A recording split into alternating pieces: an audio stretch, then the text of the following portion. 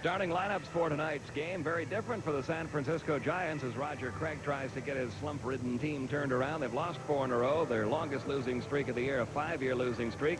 So guys like Candy Maldonado and Jeffrey Leonard on the bench tonight.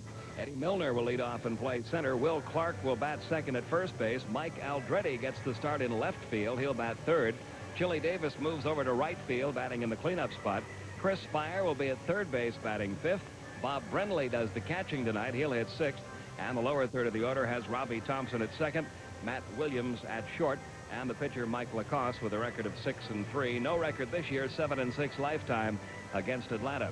Braves going pretty much with a lineup that got them the victory last night. Deion James leads off and plays center. Ken Oberkfeld will play third and bat second. Hitting third, the first baseman Gerald Perry. Dale Murphy will be in right field hitting cleanup. Ken Griffey bats fifth and left. The number 6 hitter, the shortstop Andres Thomas. Then it's OZZIE VIRGIL catching, Glenn Hubbard at second, and Rick Mahler pitching. Mahler with a record of 3-7. He is 7-6 lifetime against the Giants. Bob Engel calls the balls and strikes. Steve Ripley at first, Paul Runge at second, Dana DeMuth over at third. Eddie Milner leading it off against Rick Mahler. Kind of an overcast night here at the stadium. A little bit on the warm side, too. Milner hitting .233, no homers, 1 RBI, facing Rick Mahler. To tell you about it, here's Ernie. Okay, Peter. Last night, Milner went 0 for 1 as a pinch hitter. The first pitch to him is hit foul up by first. First pitch at 5:41. It's 85 degrees. 85 degrees and muggy in Atlanta. Will Clark to follow. Defensively, you can see how the Braves line up behind Mahler, who last time out pitched well. He beat the Reds. It was a 4-3 game with Acker picking up the save. The 0-1 pitch. Fouled away, down past third.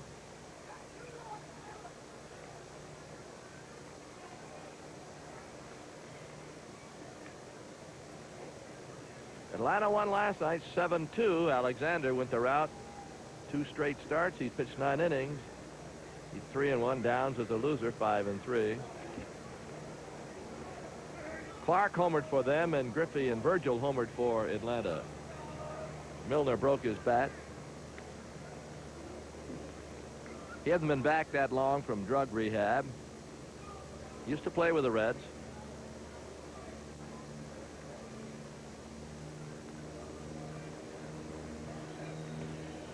No balls, 2 strikes.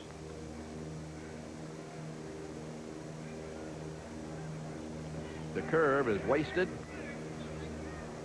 He just bounced one up, not a bad trick. 1 ball, 2 strikes when you're ahead of the count.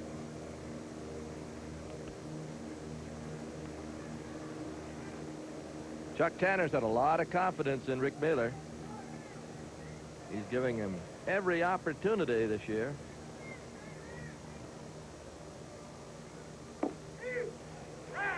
Inside corner, you throw to third on the strikeout. That's what Virgil did. Chuck Tanner hoping that Mahler can just regain that form, get him up in double figures and win. And he's off to a good start tonight with that fastball over the inside corner for strike 3. Rick won his first 2 decisions this year, lost his next 7. He's always been kind of a streaky pitcher. Last year he won 6 straight games in the month of June. That's what Chuck Tanner is hoping Rick will get going, some kind of a winning streak like that right about now. Now Will Clark, who's a first ball hitter. If he likes it, he swings. He liked it. He swung last night. He hit the first pitch to him from Alexander out of the ballpark. Then he singled in the third, but then Alexander quieted him down, as he did the rest of the Giants, allowing no hits after the 3rd inning. 1 ball, 1 strike. ALDRETE's on deck. And the 1-1. High fly left center. I believe James has a play on the track. He does. Clark's got some sting. Boy, he can hit a ball a long way with very little effort. Roger Craig and his coaching staff. Well, the baseball world was saddened today. We had a moment's silence here before the anthem. Dick Hauser, who managed the Kansas City Royals to the World's Championship in '85, died today of brain cancer. He was 51 years old. We send along our sympathies to Dick's widow Nancy and twin daughters Jill and Jan. Hauser, not only a very fine manager, a very fine person. Off the glove of Hubbard, he still gets it.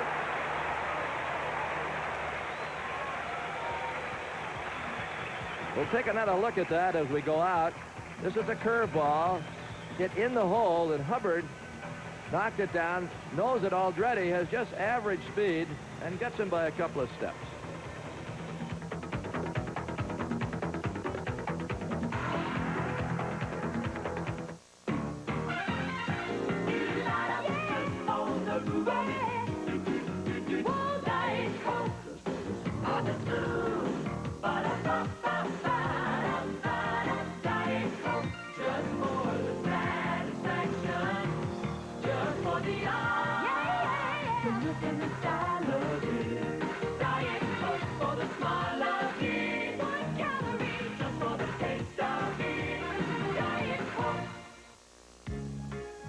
Double pleasure's waiting for you. A double pleasure from Double Mint Gum. A double great feeling, making you realize Double Mint's the one for you.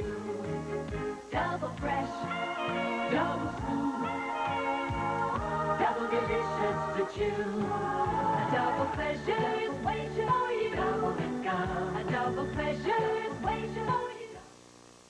These are Long John Silver's 4 unique sea salads. They're not your typical fast food salads. How can I tell? Well, see that shrimp, that seafood, those fresh vegetables, even that pasta? You notice how much seafood there is? I think the technical term is a lot. That's the difference. See, even though other places have salads, they're just not as interested in the principle of a lot like Long John Silver's is. Long John Silver's. Sea salads. Sounds good to me. The Giants in the field. Behind Mike LaCoss, who's 31 years old. He'll face Dion James, Ken OBERKFELD, and Gerald Perry as the first three. LaCoss, a tall, slender guy, 6'4", 200. Way back in 79 and 80, he was pitching for the Reds, and you thought he'd probably spend his career there. He won 14 and lost 8 one year, 10 and 12 another, but then he moved on to Houston and Kansas City, minor leagues, and bounced back last year with 10 and 13 with the Giants. He, like just about everybody on their staff, throws a split-finger fastball. That might have been it. James, 2 for 4 last night with a stolen base. Fastball inside. We mentioned Dick Hauser. Not only a very fine gentleman, but a tremendous manager. He spent 28 years in pro baseball. He managed the New York Yankees to division titles in 80 and the Royals to a title in 81, World Championship in 85. But listen to these figures in 6 years at Kansas City. First, the pitch. Down low. In 6 years at Kansas City, Dick Hauser's teams finished first 3 times, second twice, and third once. And he would never take any of the credit for the success of those teams. It was always the players who did it. 2 balls and 2 strikes.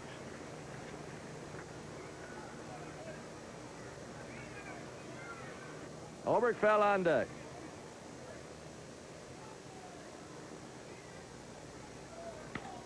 Bounce foul past Willie Stargell, coaching at first. Russ Nixon's over at third. Pete Van Wieren and Ernie Johnson with you from Atlanta. We'll be here tomorrow night, too. Cincinnati in for 4. There'll be television Thursday and Friday and Sunday afternoon. Pitch is high. James gets a walk.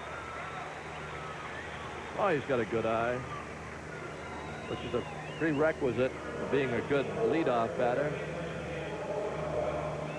Here's OBERKFELD.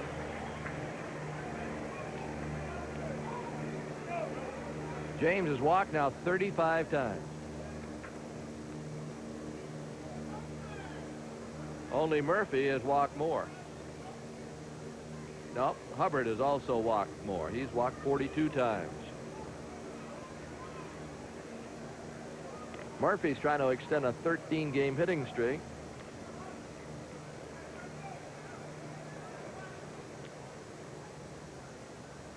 Nobody out. Runner first. Little pop to short center. Eddie Milner with good speed makes the catch. Oberkfeld, who was 1 for 4 last night, is 0 for 1 tonight. Gerald Perry, 2 for 4 last night with an RBI. He had a double. Perry gradually getting that batting average up. He comes in at 239. Got to remember, he was down around 200 for some time. Murphy comes to the on-deck circle. Wouldn't surprise me to see James go. He stole one last night. They've got Brenly back there, and their combination of Melvin and Brenly, one of the best at throwing out people in the National League. Melvin did not have a good night last night. James back. But it's not always the runner. Many times it's the pitcher not holding him on.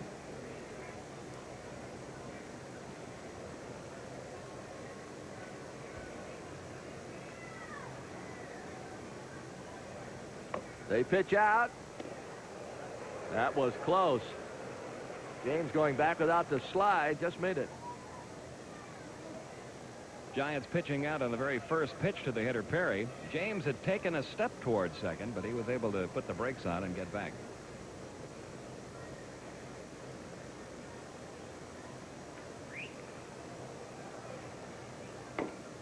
Of course, the number of times you pitch out and the situation in which you pitch out depends on the pitcher. Can he afford to throw one out there? If he's a wild guy, you're not going to call him any pitch outs. 2-0.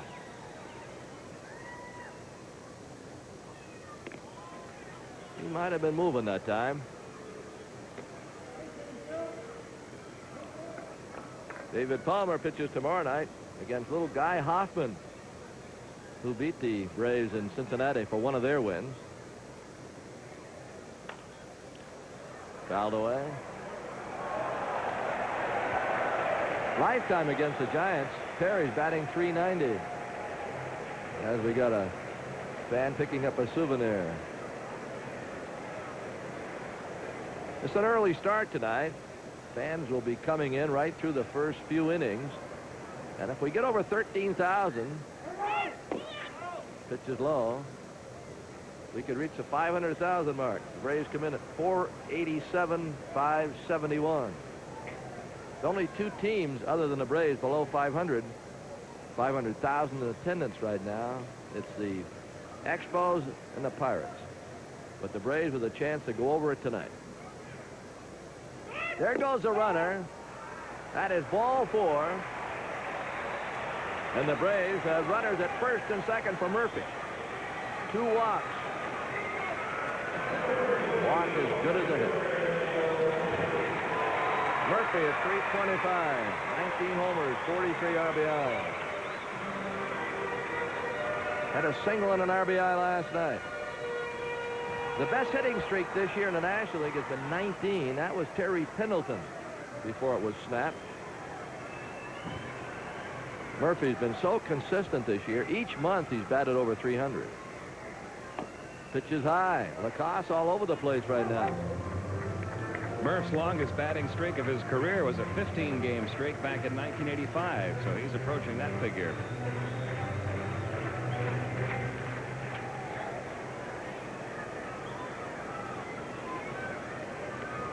Now a 1-0. Outside. We have 1 out. Oberkfeld flied to center. There have been 2 walks, and here comes Norm Sherry. He was a catcher. He is their pitching coach. They might start some action down in the left field bullpen. Bob Melvin's headed down that way, so it looks like we're going to get somebody up down there for the Giants.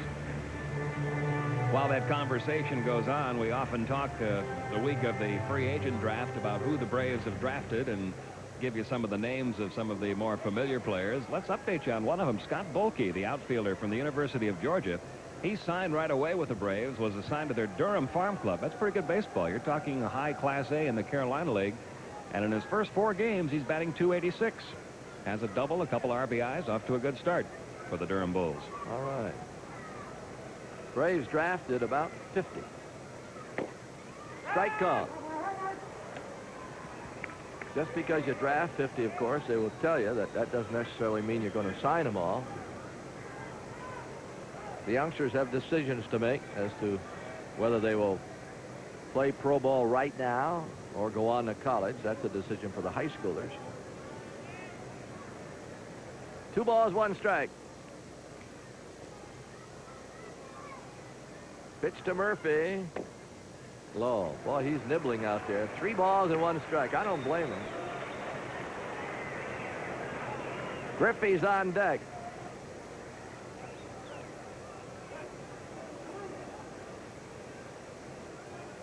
This is Ella J. Gilmer County Community Day, and we hope all the fans from that area enjoy the game. 3-1. Good pitch to hit if you like it. You can guess. Murphy's unhappy with that. He was no way looking for that pitch. And he went around. He might have been looking breaking ball, but not right on the corner. 3-2. They might send these guys. 1 out. Perry first. James second. They both run well. Not going. Low. Ball 4. They're going now.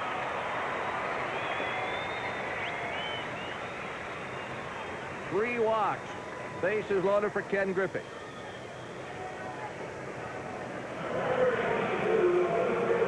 You just never know what's going to happen in a ball game. Mike LaCoss in his first 17 games had issued only 24 walks. That's just a little over 1 walk per game. And here in the first inning tonight, he's already walked 3 and is in a heap of trouble. You know who he's calling. He's not calling Mom to see if she wants a loaf of bread. This is a Griffey with the bases loaded. And the reputation of the launching pad might have something to do with the bases on ball.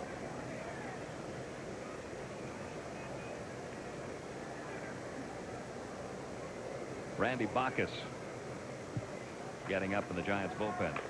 Griffey hits it foul up by first. 1 ball, 1 strike. They've got a few new players. They sure do. Well, Mike Krukow on the disabled list. Some of their other younger pitchers weren't quite doing the job they were looking for, so they called up 3 youngsters. One of them not really a youngster, Keith Comstock, over 30 years old, but his first real try to be a major leaguer. Now a 1-1 to Ken Griffey. Did he hold up? They're asking the third base up, and he says he swung. Griffey can't believe it, and half the fans can't either.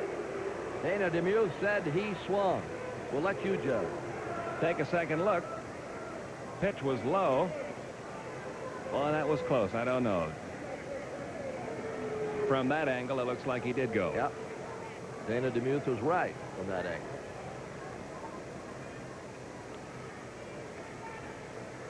Now a 1-2. Swung on line at the second baseman. A double play. Murphy couldn't get that. Murphy's kicking himself as he knew he should never get doubled on a line drive with the bases loaded in less than 2 outs. But he was. And we'll look at it again. Lined right at the second stacker, Thompson. He doubles Murphy. And that hurt the Braves. We go to the second inning. No score.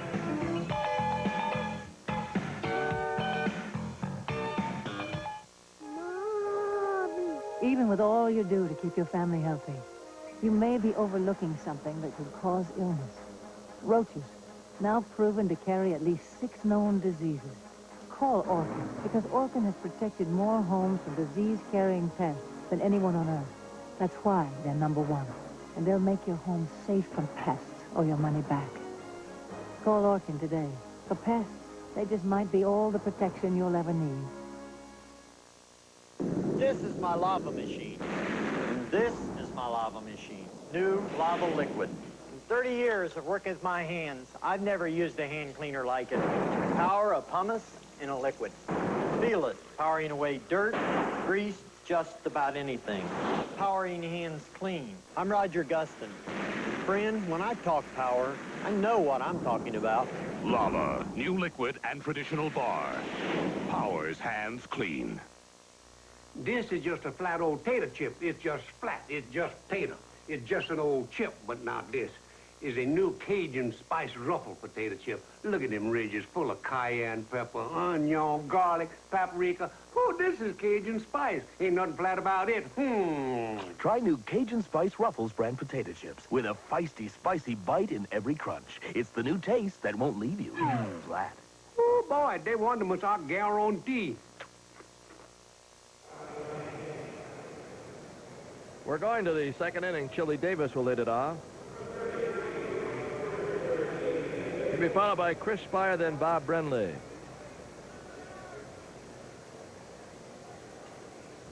Tomorrow night, U.S. Army gives away 10,000 painters caps. The Reds are here. Saturday, Dairy Association gives away 15,000 team jerseys to kids 14 and under. And don't forget the Walt Disney World Series. That's the weekend of July 4th, 5th, and 6th. That's going to be a spectacular. Davis went 1 for 4 in last night's game.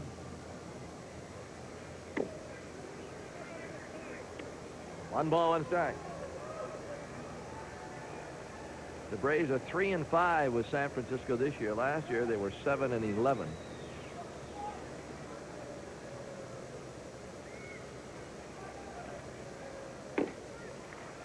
Just inside.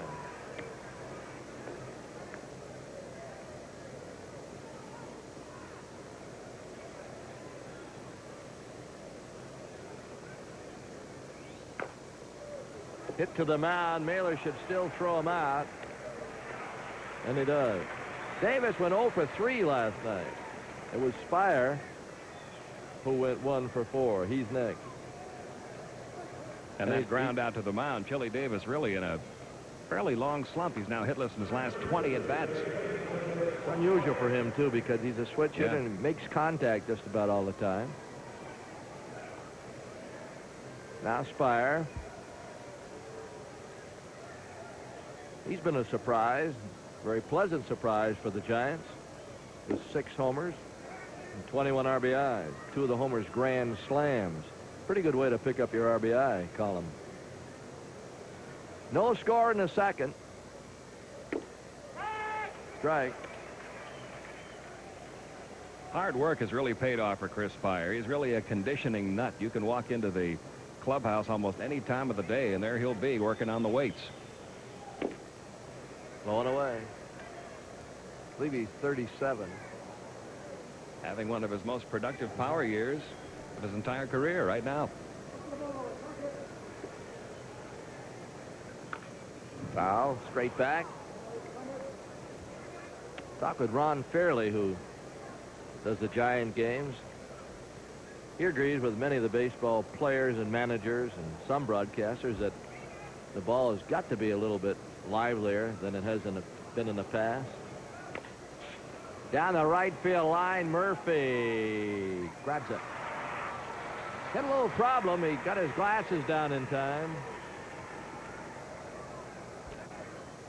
Ron Fairley mentioned light hitters hitting home runs to the off field as his indication. You can see Murphy, although it's not very bright here, didn't take any chances.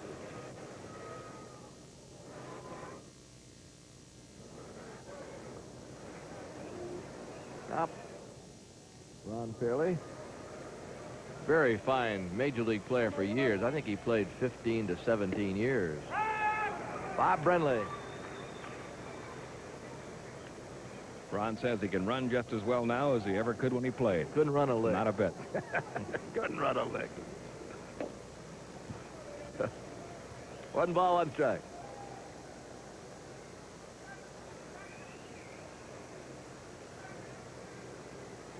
Friendly at 232. Didn't play last night. Be a great pick-me-up for the Braves pitching staff if Mahler could regain the touch.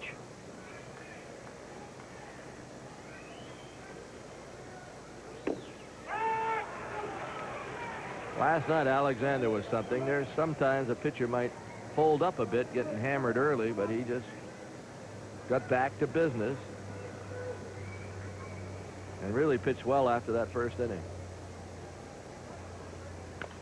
Little pop foul out of play.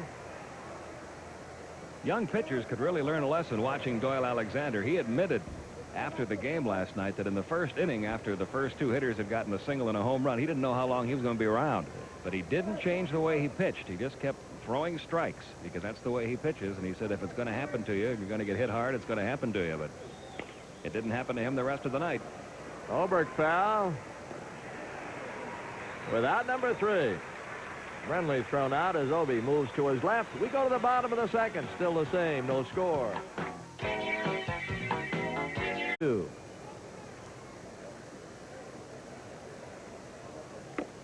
Funny thing about pitching, you can warm up some days and just think you're going to get everybody out. Your stuff is terrific. The catcher says, I don't know how anybody can hit you. You're just blazing away. You go out there and you're taking a shower in the first inning after the first, and then because you can't get anybody out, it might be because you get a little cocky. Then other days you feel that, I don't know if I got much today, and you go out and you pitch a little bit more, and all of a sudden, like Alexander, he regained his stuff last night and went on to pitch a very good ball game.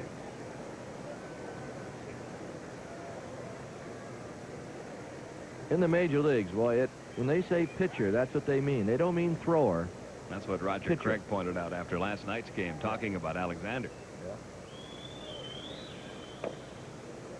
Roger said that Doyle didn't have a great fastball. He didn't have a great slider, but he had great control and a tremendous amount of guts. Yeah.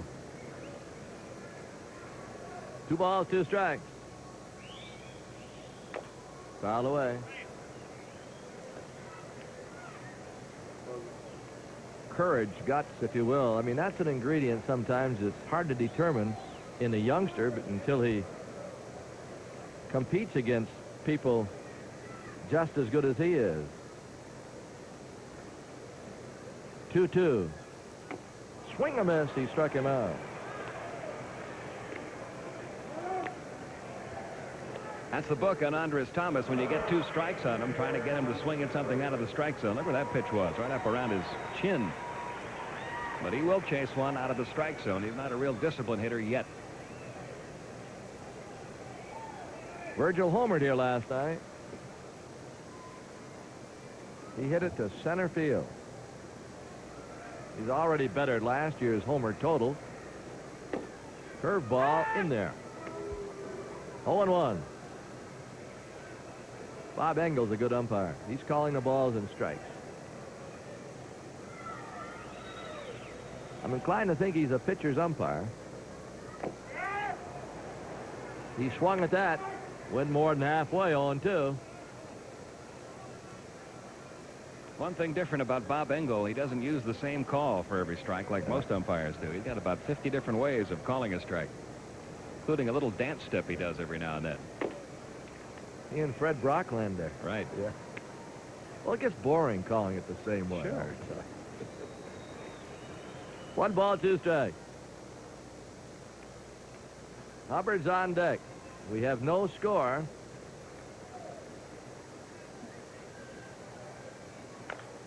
Pop foul. Braves had a great opportunity in the first inning. They had the bases loaded and only 1 out.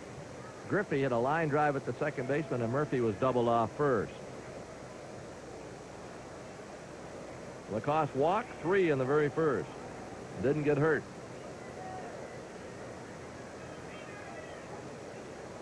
Friendly with a sign. LaCoss with the pitch. Bouncer out to short. Should be an easy play. And it is. Matt Williams throws him out. Now Glenn Hubbard. One of the leaders on base percentage in the National League. Hubbard has seen his average drop to 297. He went 0 for 4 last night. And he dropped under the magic number.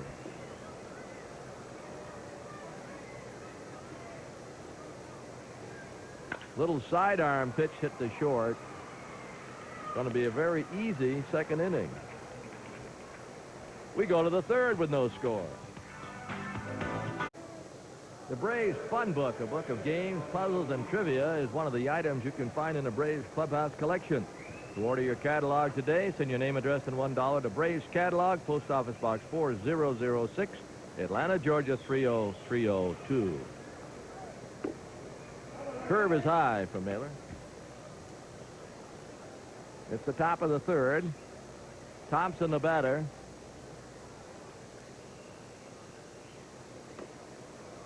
Good curveball, 1 ball, 1 strike. Williams is on deck.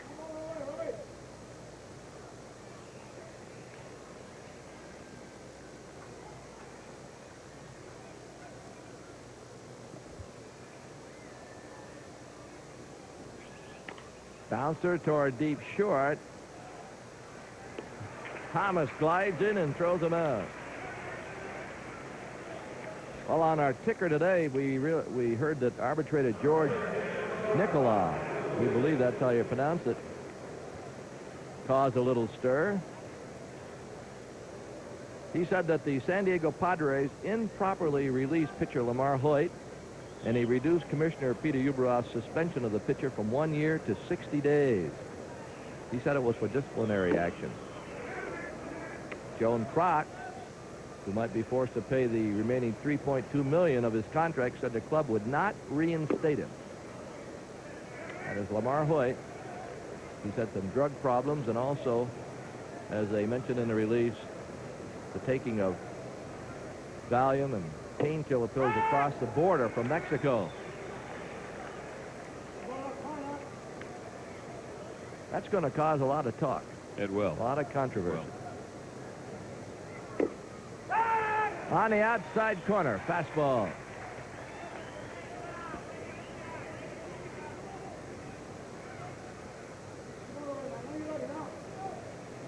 The slow curve, he struck him out. Williams 0 for 2 last night, strikes out tonight on a slow curve. Well, like Gene Garber with his changeup, Rick Mahler with his slow curveball has a lot of success when he can throw it for strikes against young hitters who haven't seen it very often. Now Mike LaCoss against Rick Mahler. Mahler trying to knock him off 1, 2, 3 for 3 straight innings. Delivers outside. LaCoss batting 100.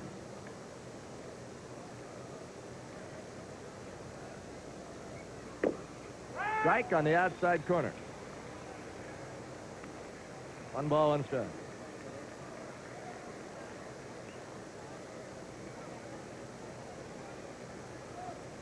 And the 1-1. It's foul. The Cubs won again today, beat the Phillies 5-3. Moyer over Raleigh. Smith a save. Shue and Russell home runs Philadelphia.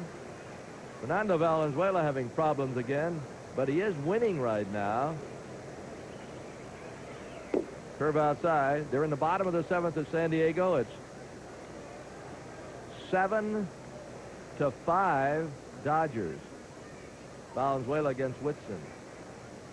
Tigers beat Toronto 3-2. Outside. Canada beat Clancy over 40,000 at Toronto. What a franchise. Milwaukee 8-5 over Minnesota. Clear beat Straker. Larkin a home run Minnesota. Surhoff and Yount hit home run. That is all for Mike LaCoss, and Rick Mahler has had 3 perfect innings with 3 strikeouts. We move to the bottom of the third. Fans, we got something going here this evening. We're going to the bottom of the third. There have been no runs scored by either team. There have been no hits by either team. Rick Mahler to plate, and here's Pete. Okay, thank you, Ernie. Mahler batting 118, no homers, 3 RBIs, and 118 batting average, really low for him. He's a better hitter than that most years. And he takes a strike at the knees from Mike LaCoss.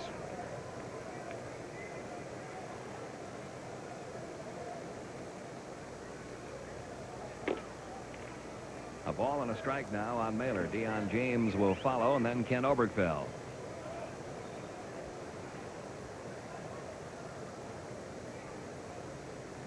Here's the 1-1. There's a drive to deep left field. ALDRETE going back. It is over his head off the wall. Mahler heads for second. Here comes the throw, and he slides in safely with a leadoff double. That's his second double of the year, and that's the first hit of the ball game for either club. I don't know why I should be surprised. Richard Croker said Mahler is going to lead off with a double. So I was expecting it. Be surprised.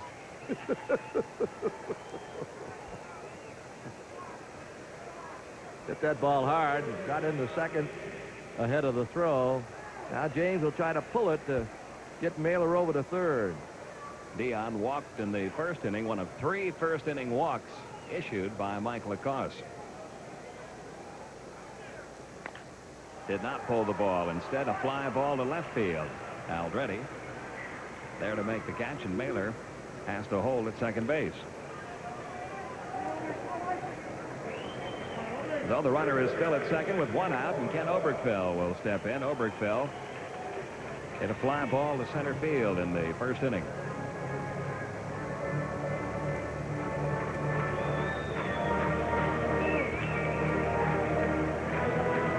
Have to be a long single to get Mahler in. He does not have any speed.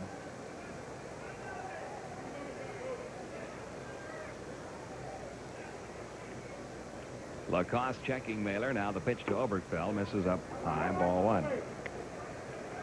No score. Bottom half of the third.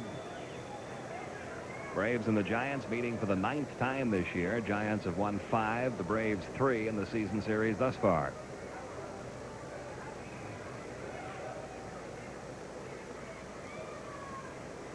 One-0 to Oberkefeld. Hit foul off to the right.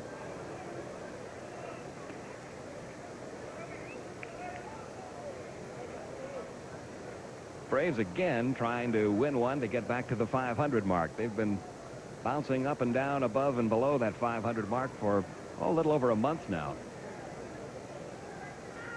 The way the race is, if you can hang around 500, I'd take it, say, middle of August, and you might have a chance because no one seems to be running away with it. Right through there with a fastball 1-2. Also, the way the race is, if you win 5 or 6 in a row, if you're one of those 4 or 5 teams bunched near the top, you might find yourself in first place. Boy, Houston's playing well. Their pitching is jumping out in front right now. Dave Smith has not given up a run this year. He's a relief pitcher. They're one of the best in baseball. He hasn't given up a run. This is June 17th, and he has an ERA of 0. And the year of the offense besides. Yeah.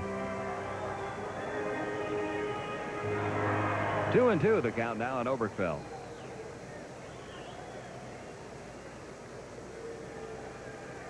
One man out with Mahler at second. LaCoss deals just inside. Full count now, 3-2.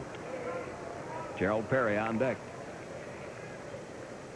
Tomorrow night the Reds will be here. David Palmer against Guy Hoffman.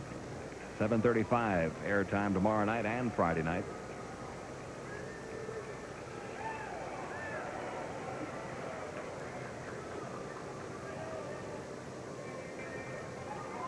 There's the 3-2 from LaCoss, and there's a ground ball foul down the right side.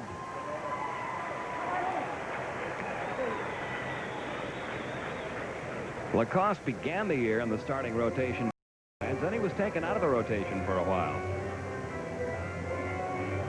Pitched 8 games out of the bullpen, mostly in long and middle relief.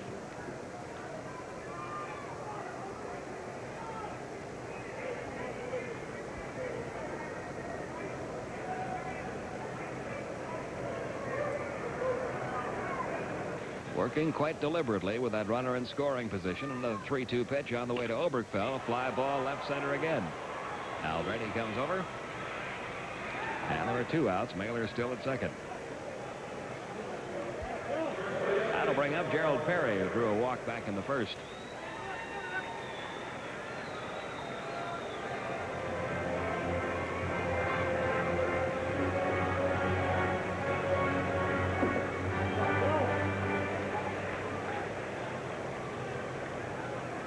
Perry's done a good job in run-scoring situations. He's hit well with runners in scoring position. See if he can come through with a 2-out hit here. He's over 300.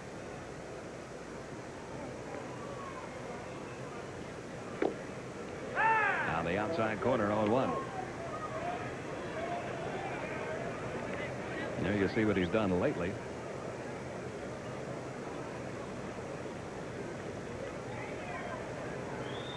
The 0-1 on the way. Right in on the hands of Gerald Perry at the inside corner, 0-2. Seems to be pitching all these lefties in tight, doesn't he? See what he does here. Ahead in the count, 0-2. Mahler still at second base. He led off the inning with a double. There are now 2 outs. Up and away with that one. And it's fouled into the upper deck. Still 0-2.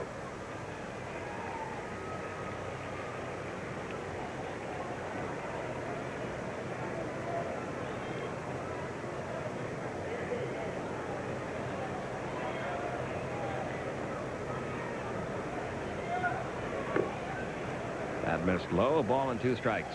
Dale Murphy in the on-deck circle.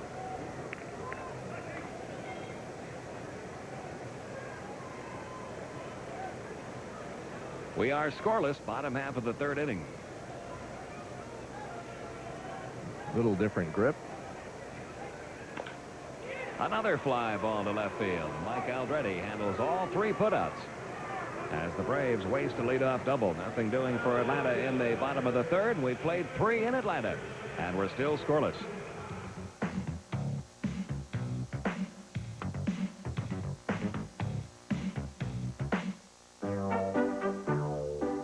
Some recliners can cause quite a commotion. That's why Berkline invented touch motion chairs. Popular Berkline styling, real Berkline comfort. Touch motion chairs fit close to the wall, and they have a push button, so just a touch of the finger gives you a very smooth and quiet ride. Commotion or new Berkline touch motion. For Father's Day, save $100 on Berkline touch motion and other chairs. Call 1-800-78-CHAIR for the dealer nearest you. Fuss with shampoo and conditioner? Who needs it? I want to wash my hair and go. And now I can with new Pert Plus. Complete shampoo plus complete conditioner in one bottle. Pert Plus leaves my hair clean, conditioned, and looking terrific. Before I get results this good, I use shampoo and conditioner. No more.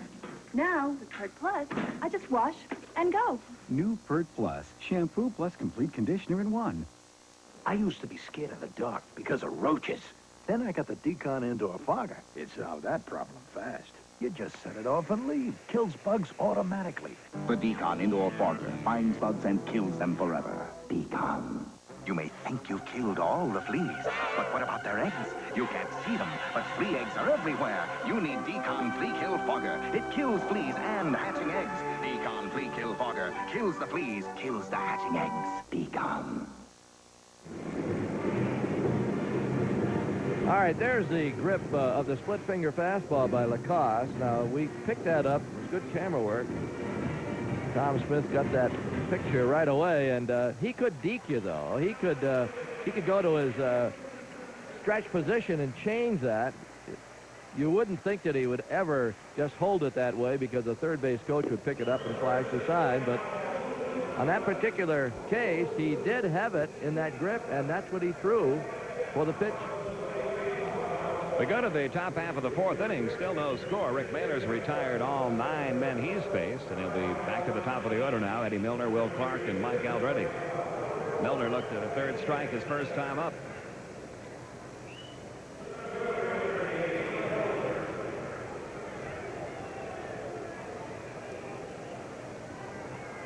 Mahler's first pitch on the way. Fouled back out of play. For the fans that are watching, if we talk about this split finger, it's a pitch of the 80s. If you just want to feel how it is, next time your son has a baseball, just take the baseball and put it in between your index finger and your middle finger, and that's the start of it. And see how difficult it would be to throw 60 feet 6 inches. That is just one part of the pitch. The release is the other. Yeah, to make the pitch dip properly, that ball really has to get some overspin coming off your thumb. Yeah. And that is why some pitchers simply aren't able to throw it. They just can't get that ball to spin properly when they release it. That's why I don't think it's just the same pitch as the old fork ball was. The fork ball, you put it between those 2 fingers and just throw it. And sometimes it would dance around a little bit. Sometimes it would sink. But I think The split finger's got a little bit of a different release involving the thumb. 1 ball, 2 strikes on Milner.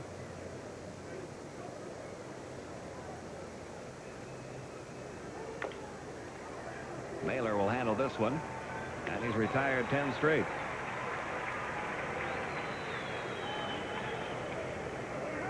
That'll bring up Will Clark, who flied to center his first time up. Want to send along get well wishes to Mary Maloney, watching tonight up in Binghamton, New York. Her granddaughter Pam Maloney works for Turner Broadcasting and does just about everything for that company.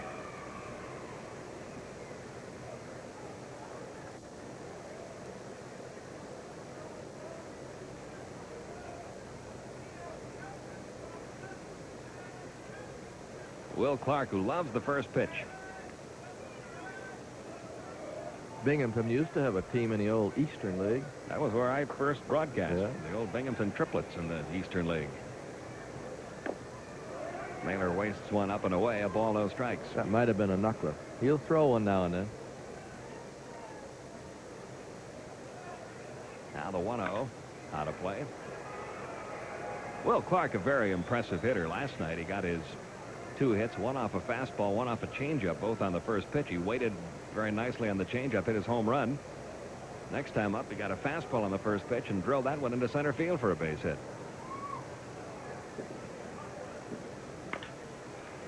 Again, out of play, 1-2. Many times, young hitters in particular will really have problems with changeups early in their career, but Clark seems to handle that pitch quite well. And Mahler's got him set up now for perhaps one of those off-speed curveballs with a count 1-2.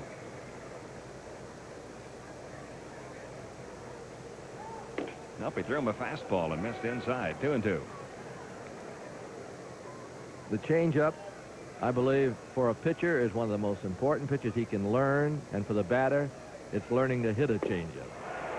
Down on strikes, Will Clark. That's the 4th strikeout for Rick Mahler, and that's 11 straight retired by Mahler. This just doesn't get up there. Look at that slow curve. Good spot, low. Now the left fielder, Mike ALDRETE. We've been told by the Braves they like to try to keep the ball in on Mike ALDRETE. And he likes the ball on the outside part of the plate. Hits a lot to left and left center. Ball strike, 0-1. He has 8 RBIs, Pete, and all of them been on the road. Good-looking young hitter. He can play first base or the outfield. 0-2, the count.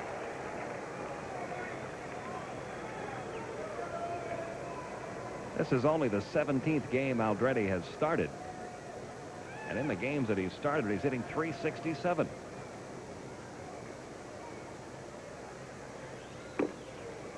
There's the pitch in on him, 1-2. 2 men out, bases empty. We're scoreless in the top half of the 4th inning.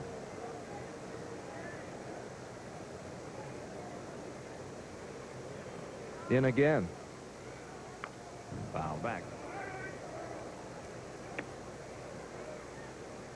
I think you'll find a lot of hitters coming out of college, which is where ALDRETE played. He played at Stanford. A lot of hitters coming out of college, if they're good hitters, they're going to be able to handle pitches down and away, because that's the way a lot of college pitchers are pitching these days. He didn't handle that one, though. Fastball down and away, struck him out. That's the 5th strikeout for Rick Mahler. And he has now retired 12 Giants hitters in a row. We go to the bottom half of the 4th inning, still scoreless.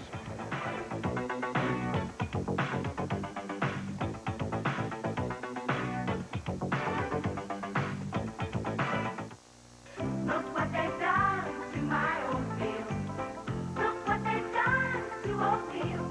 Why, for goodness sakes, it's now a crispy flakes for a whole new taste to feel.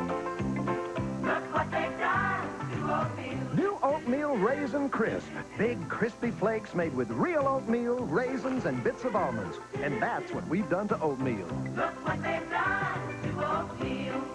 You can even try it free. Look for specially marked packages.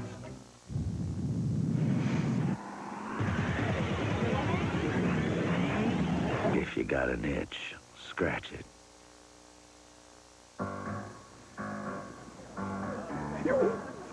Hello, Wilson.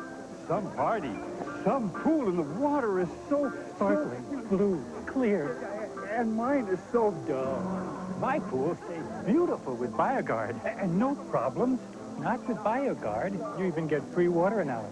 Free? Join the party. Oh, Wilson, bring your pool to BioGuard. Make your pool a party. BioGuard Pool and Spa Chemicals. Call 1-800-874-8000. It's touch and go, but you're thinking about those Mars roasted almonds. You're looking for that little reward. Yeah, you're hanging on 'cause you're dreaming about that Mars buttery caramel. You've got your mind on a Mars. A Mars bar makes it all worthwhile. You've earned your Mars bar, one great little reward. Bottom half of the fourth inning, still no score. Dale Murphy leads it off for the Braves. He walked in the first inning. One of 3 walks issued, all in the first inning by LaCoss, but he pitched out of trouble. Up the middle, and Dale Murphy has a 14-game hitting streak. That is just 1 game shy of his all-time high as a Brave.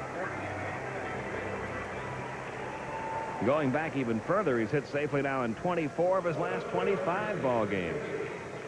That was the split finger. You see it start to sink. He didn't get it outside, and it wasn't really low enough. And Murphy popped it into center field, just out of the reach of Williams. So now the Braves with 2 hits off Mike LaCoss. Here's Ken Griffey, who lined into that 4-3 double play back in the first inning.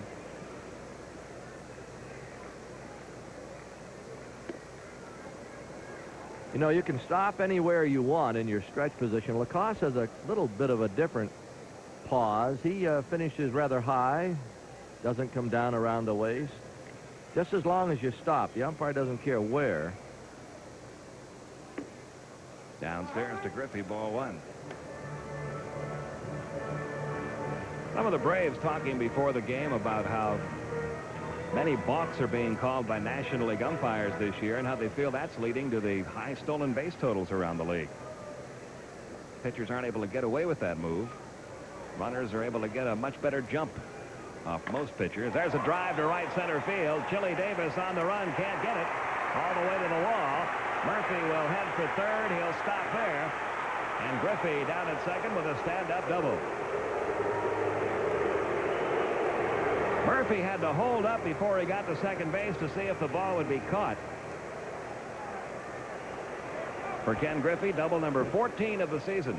Some of the fans thought that Murphy could score, but as Pete mentioned, he had to make sure that Davis didn't catch it.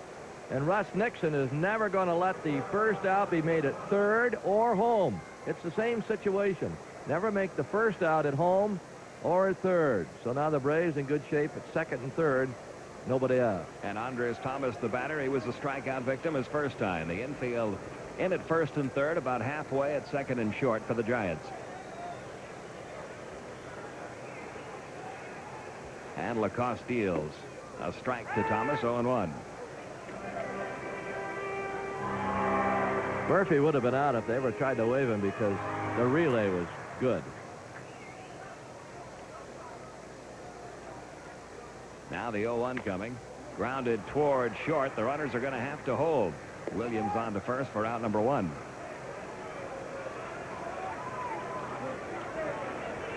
Been a bit of a frustrating game so far for Atlanta. Braves had the bases loaded, only 1 man out in the first inning, and Griffey hit into that line drive double play. Then they got a leadoff double in the third from Rick Mahler. And he never got beyond second base. Now second and third, nobody out, but 1 man is gone. OZZIE VIRGIL, the scheduled hitter. Will they walk him and pitch to Hubbard or take their chances with VIRGIL? That's what they're talking about right now. Hubbard's hitting over 400, I believe, with runners in scoring position. Virgil's hitting about 200 and something with runners in scoring position. We'll see what decision manager Roger Craig has made here. A lot of pitchers don't like the pitch carefully to him. So right away, Roger Craig is saying we're not either going to pitch to him or not. We're not going to pitch carefully. We will walk him to pitch to Hubbard because it gives you play at every base. They're looking for a double play. But also, they should consider the fact that Hubbard has hit well with runners in scoring position. But they're looking for the double play here. It was just a choice. Would you rather face Virgil and Hubbard or Hubbard and Mahler? Yeah. And they're going to take the chances with Hubbard and Mahler with the bases loaded. This will be the 4th walk issued by LaCoss. So now Glenn Hubbard bats with the bases full, and we'll see if Roger Craig's strategy works here. Hubbard grounded out to short his first time up.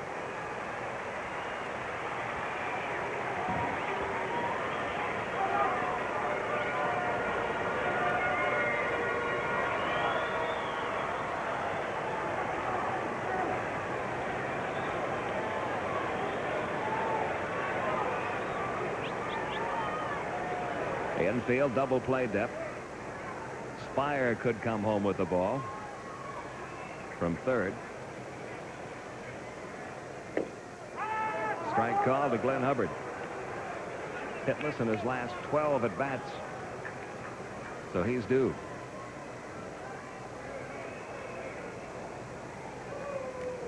Virgil off first, Griffey off second, Murphy off third.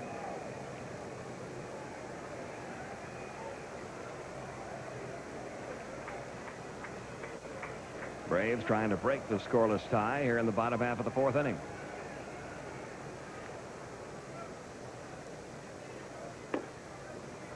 One ball, one strike.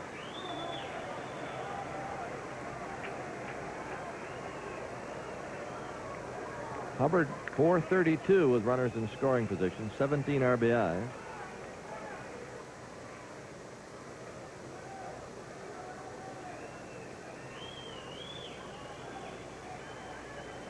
LaCoss working slowly.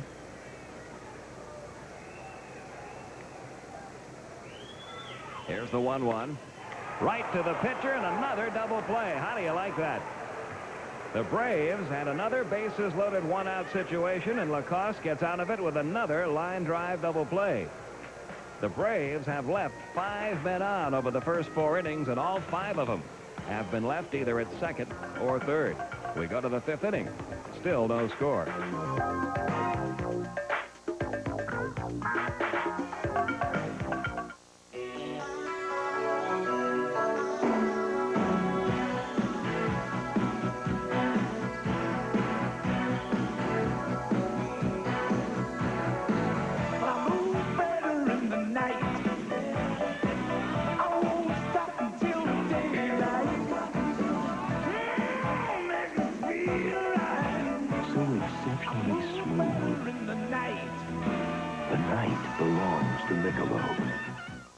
Presenting the faucet.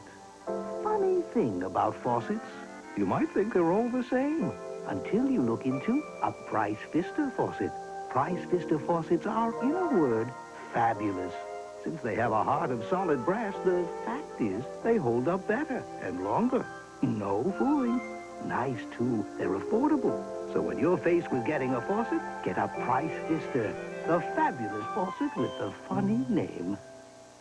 It's 11:02. There's work to be done, and lunch is the last order of business. When I'm hungry, I get cranky. I need a good snack and something that's going to fill me up, and Snickers does that for me. Just seems like wherever I go, that Snickers bar is looking at me saying, come get me, come get me. I can concentrate on my job after I've had the Snickers, and then I can go back to doing what I do best, which is take pictures. Crunchy peanuts, peanut butter nougat, caramel and milk chocolate, packed with peanuts. Snickers really satisfies.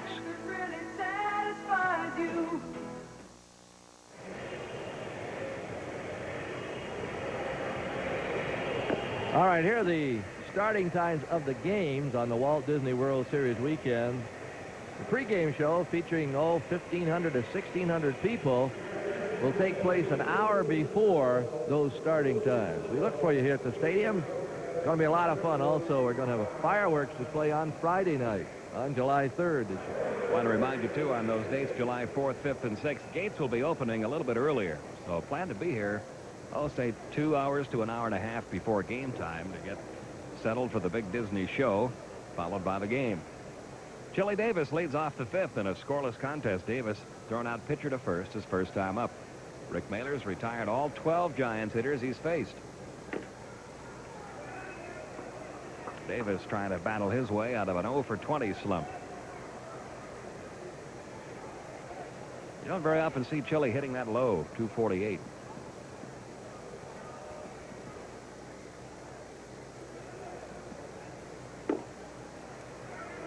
goes to 2-0.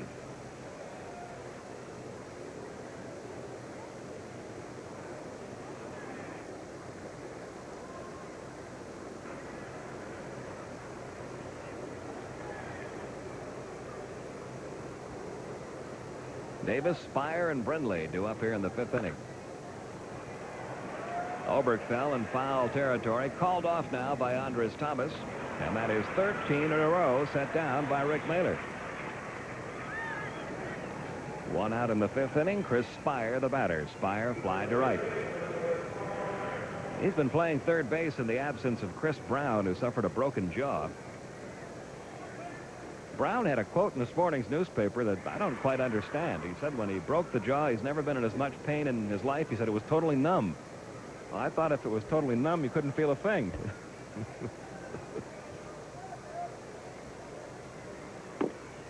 Swing and a miss at a fastball, 0-1. Chris Brown, by the way, is due to be coming off the disabled list any day now for the Giants. They thought he might be ready for this series, but that didn't happen.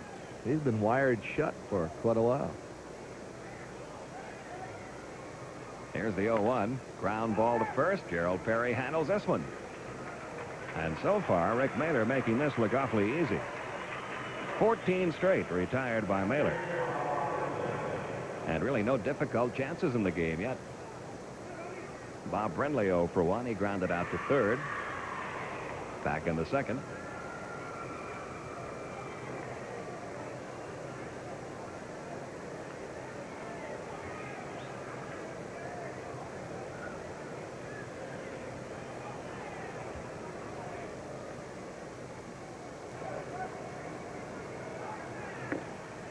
Breaking ball missed inside.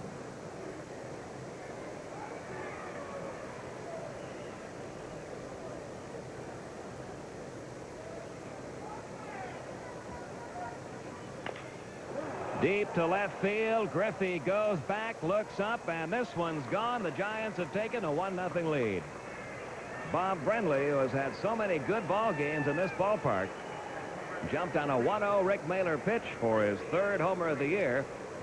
And the first Giant hit gives them the first run of the night. The no-hitter and a shutout went with that curveball, I believe. That's what it was. Let's watch.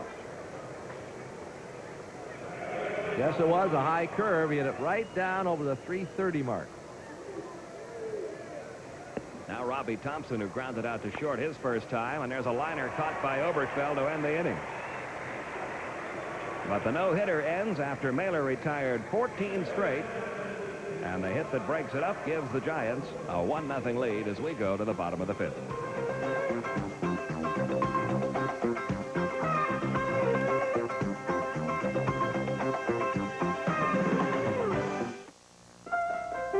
Now's the time to vacation in Europe with Delta. We'll give you a free car for an entire week. You can see all those sights you've dreamed of seeing. With your own car, free. We'll fly you to England, or France, or Germany, or Ireland. For Delta's low fares, call your travel agent. Delta gets you there with care. Kool-Aid stands for lots of great taste and a whole lot more. Kool-Aid stands for smiles you make. Good times are what it's for. And as long as there are moms and kids, Kool-Aid stands forevermore. Kool-Aid stands for lots of great taste. With vitamin C and a great price. Kool-Aid stands for lots of great taste and a whole lot more. This salad is unbelievable. It's great. This Bacos. It's even better. Bacony Bacos makes every bite better. Superstar Summer continues with Brenner and Bronson. They were only 7 against an army. The Magnificent 7. 8:15 Eastern on the Superstation tonight. Pete Rose's Cincinnati Red Machine collides head-on with the Never Say Die Atlanta Braves. Live on the Superstation. Braves versus Reds. 7:35 Eastern tomorrow night.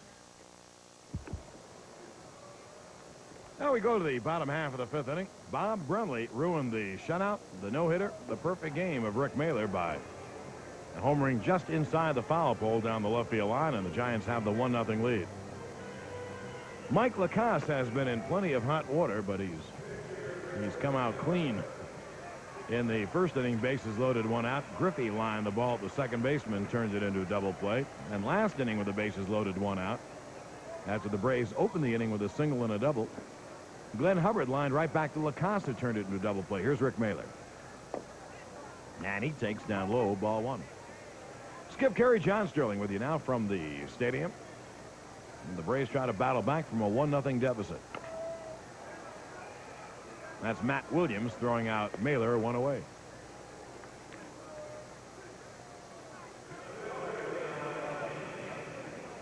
The Braves haven't exactly belabored LaCoss. They only have 3 hits themselves, 2 doubles and 1 single. And LaCoss has walked 4. All of us at TBS would like to wish U.L. Harley Sr. of Savannah, Georgia, happy birthday. He is 98 years young today. Deion James bounces off Clark's glove. It'll be a base hit to right field. James gets a bad hop single, and the Braves have the tying run on.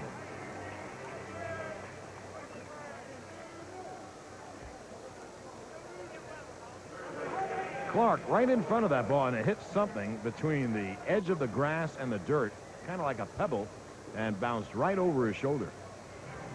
Well, James, who has hit very well against San Francisco, gets a bad hop single, and here's Ken Oberkfeld 0 for 2.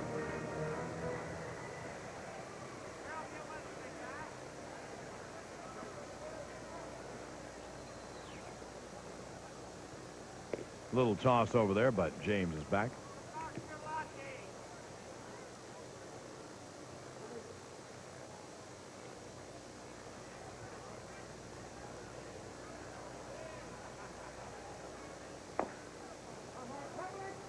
Down low on the count, 1-0.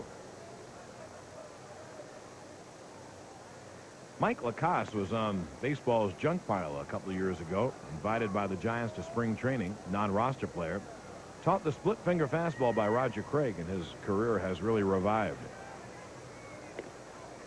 Just about every Giant on the staff throws the split finger, just about.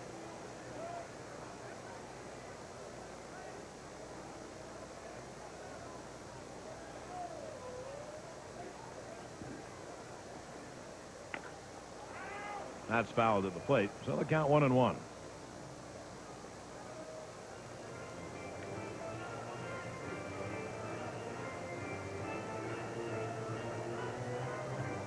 Oberkfeld, a very consistent player. Those figures support that. He basically is going to hit his 280, maybe 290 every year, and field his position very well.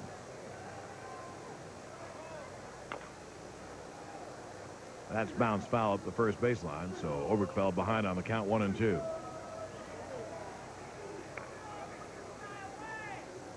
The Braves coming into the game, only 3.5 games out of first place, only 3 back on the loss side.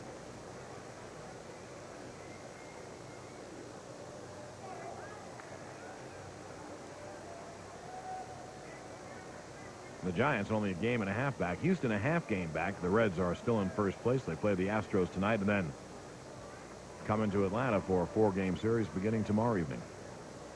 LaCoss ahead 1-2 to Obi. James gets back. This is not the pitch to do it. Oberkfeld, pretty good hit and run man, but he's behind on the count, 1-2.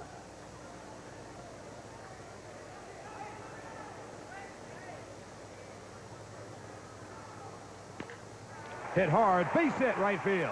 James takes the turn but holds on. Davis has a good arm, and he was playing shallow, so he fielded the ball right away. And once again, the Braves have base runners against Mike LaCoss.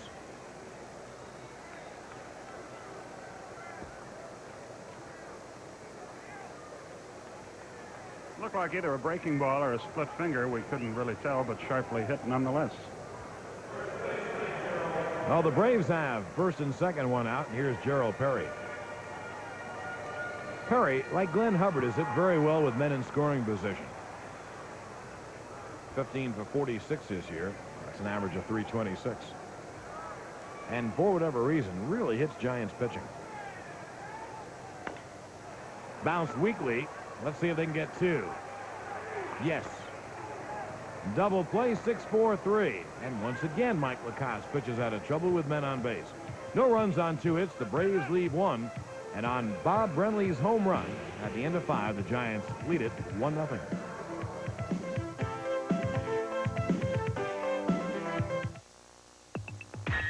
Welcome to the taste of paradise. Bacardi Tropical Fruit Mixers. Icy. Cool. Made from luscious blends of tropical fruit. Then fresh frozen so they mix simply for you, perfectly with friends. Bacardi Tropical Fruit Mixers. Perfectly simple, simply perfect. Now in 2 delicious new flavors. It's 3:42, when afternoon practice means afternoon hunger. If I'm dancing and I'm hungry, I eat a Snickers, and then I can dance again. The first step is eating the Snickers bar and getting rid of my hunger so I can get on to the next step, which is playing ball. You know, my mom will keep Snickers in the cabinet in the kitchen, you know, and I'll go get one, and it fills me up, push me through till dinner. Snickers, crunchy peanuts, peanut butter nougat, caramel, and milk chocolate. I'm so hungry. Packed with peanuts, Snickers really satisfies. Not me. I'm getting a crew cut. I couldn't be a Breck girl. Why not? You're much more what they're looking for. You're right. Well, maybe I am pretty enough. No. How about a little Miss Breck? Good idea. Not you. Me. You really do have great hair. Yeah? Yeah. That was my hairspray. Not so fast. I'm inspired. I thought the crew cut was a swell idea. Beautiful hair, Breck. Great value. Part of a pretty good crowd at Atlanta Fulton County Stadium for this early ball game. And it's been kind of a strange ball game. Rick Mahler retired 14 in a row till Bob Brenly, a brave killer from way back, lofted a home run just inside the foul pole last inning. That's the only run of the game. The breaking ball fouled off by Matt Williams, strike 1. Mahler's second good start in a row. Maybe his third good start. He had a very good one in Cincinnati, a game he won last Friday. He went 7 innings. Tonight, he has been near perfect, just the Brenly fly ball home run.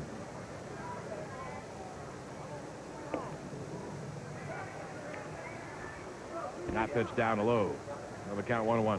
That is Jeff Robinson.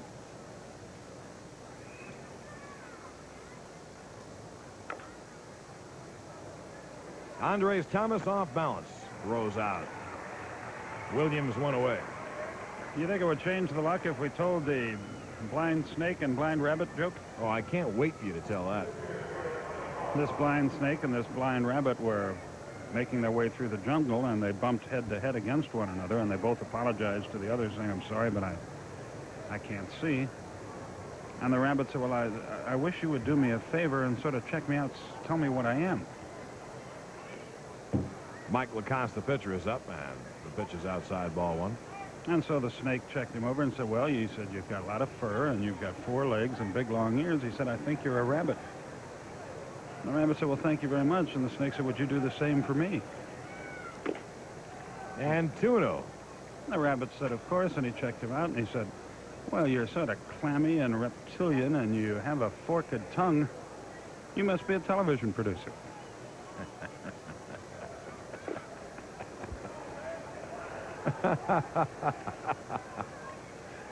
Oh, that will warm the cockles of the hearts of all TV producers out there.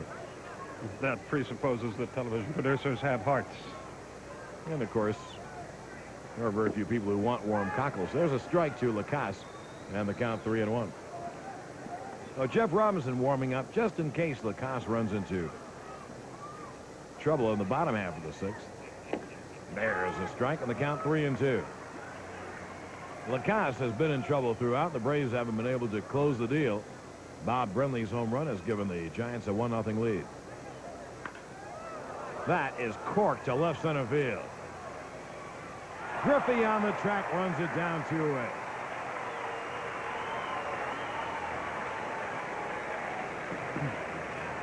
Tell you what about Griffey, as this year has gone along, he has really improved as a defensive outfielder. You might think that would be unusual for a guy his age, but he spent time as a part-time player in New York and played some first base over there, and he's really just getting back into the groove as far as playing the outfield is concerned.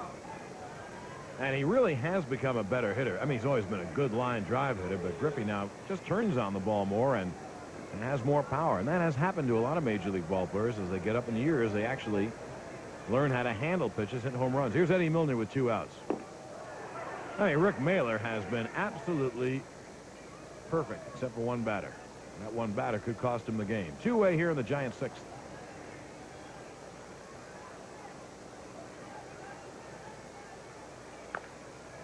That is fouled away. Josh Marks is in the booth behind us, and boy, if there was an MVP award for one series, it would go to Josh last weekend in Cincinnati, where you can't see the ball at all, and as a cameraman, that's really trouble. And he found the ball all the time.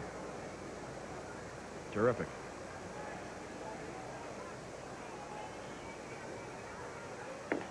The 0-2 fastball just misses inside, 1-2. Snake and the rabbit, eh? Yeah. Yep.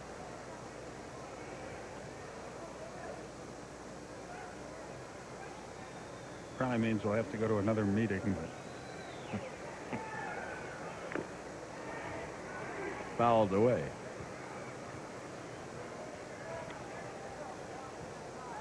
When you get a look at the Giants bullpen and Jeff Robinson, see if you can figure out what his nickname is with the Giants. When he's up again, when we can show him to. Here's the 1-2. OBERKFELD digs it out. And another 1-2-3 inning for Mahler. Nothing across for the Giants, but at the end of 5.5, San Francisco still leads it 1-0. Murph leads off the bottom of the 6th. The Braves have put all the people on base, and the Giants have scored the only run of the game. 1 run, 1 hit, 1 base runner for the Giants. They lead it 1-0, and Murph takes it outside. Dale walked his first arm up, then singled to center field. That was back in the 4th. And the Braves had a great scoring opportunity. Murph singled, and Griffey doubled to right center, 2nd and 3rd, no one out. The Braves didn't score. 2-0 on Murph. With Robinson about ready, the Giants probably won't wait too long with LaCoss if he gets in trouble again. He's been in trouble, big-time trouble in 3 innings. And the count 3-0.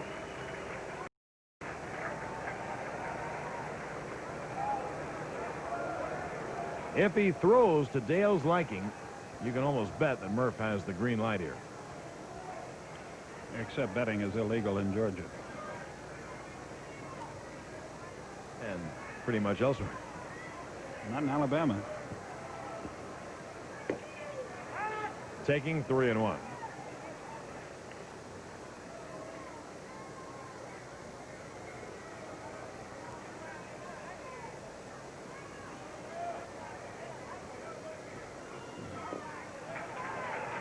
That is the 5th walk given up by LaCoss, only one of them intentional. And Roger Craig waits no longer. Like the guy who owns the vineyards. Roger Craig comes out. He's already signaled to the bullpen, so Jeff Robinson will be the next Giants pitcher. It's been a strange game. Here, LaCoss has lifted 1 batter in the 6th, and he's pitching a shutout. A 5-hit shutout, but a shutout nonetheless. So LaCoss leaves. Jeff Robinson comes in, and we'll see what Jeff does when we return after this. Every pitch low. If he gets the ball up, he can be hit, but for the most part, when you see Robinson pitch, you're astounded by all the pitches that are at the knees or below. Murph at first base, no one out, bottom of the 6th. Braves trail at 1-0. Griffey ripped a line drive at second baseman Robbie Thompson, who turned it into a double play in the 1st inning with the bases loaded. And then he doubled Murphy to 3rd, and that inning ended the 4th with Hubbard lining the ball at LaCoss, who turned it into a double play. Down low, 1-0. Meanwhile, Rick Mahler has been well-nigh perfect for 6 innings, allowing 1 man to get on base. Bob Brenly lofted a home run with 2 outs in the 5th down the line, and that's the only run of the game.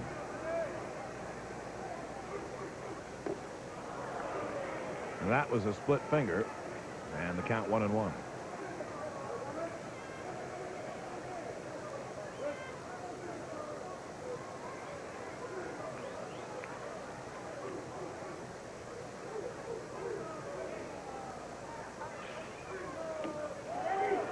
One and two.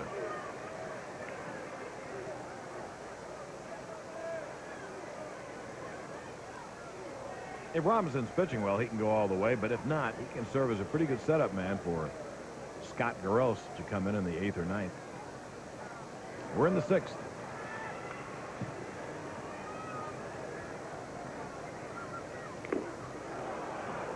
Just got a piece and stayed alive as Bob Brenly couldn't hold on.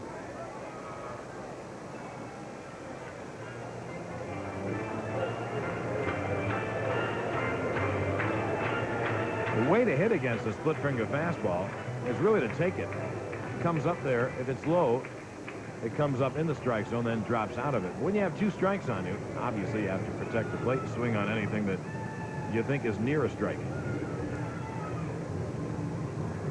That bounces up there, so the count 2-2.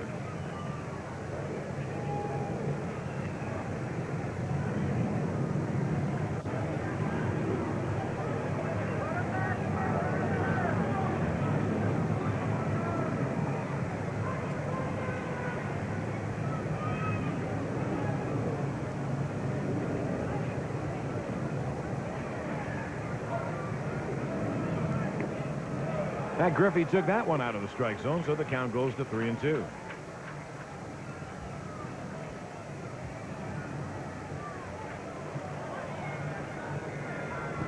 Now, do you have Murphy running 3-2? There is no one out. He's going. Ball 4. Again, the Braves have a rally. Atlanta had bases loaded, 1 out in the first, didn't score. Had a leadoff double in the third, didn't score. Had second and third, no one out in the fourth, and 1 out in the bases loaded and didn't score. And had first and second, 1 out in the fifth and didn't score. Now they have first and second, no one out in the sixth.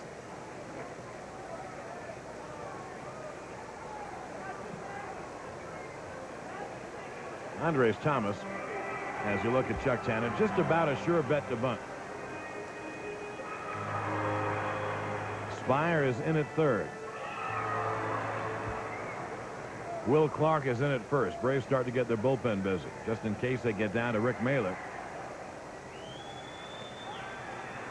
The rotation play is on, and the pitch is out of the strike zone, ball 1. Boy, is that tempting when a manager sees that, to let the guy swing away. There's Jim Acker in the Braves bullpen getting ready. Now Spire goes to the mound to tell Jeff Robinson whether or not the rotation will be on or whether Spire will anchor at third base. If the rotation is on, you have the entire middle of the infield open. And the shortstop is racing toward third to get there. And the second baseman racing toward first, and the third baseman and first baseman racing toward the plate. There's no one in the middle of the infield. Bunt is on, pitch is down low, 2-0. Now, I guess you have him take a pitch because the count 2-0. And we'll see how Chuck Tanner plays it.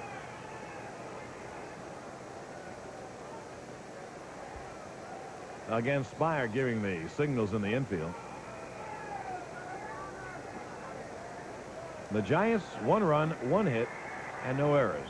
And only 1 base runner. The Braves, no runs, 5 hits, no errors. They've also had 6 walks. 3-0.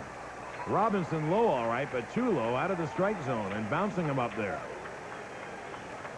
Now, do you make him throw 2 strikes and then hit away? This is how managers earn their living. It really is. I think you certainly take a strike. Although you might be tempted, you know you're going to get a fastball down the gut. Yeah. Oh, I'd take 1, too. That's Don Zimmer, one of Roger Craig's lieutenants in the Giants dugout. And now the Braves have him loaded up with no one out.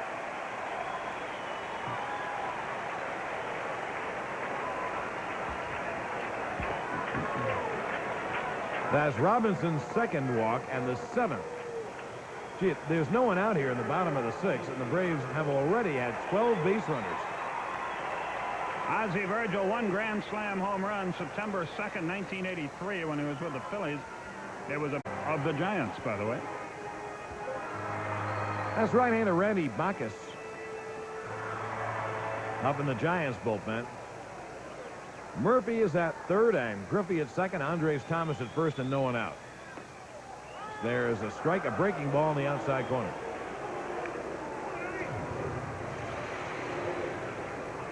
The Giants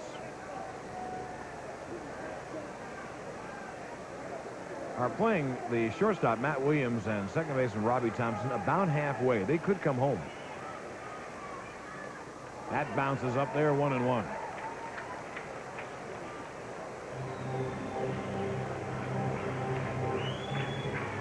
Let's see, coming into this inning, Jeff Robinson had yielded 23 walks in 51 innings.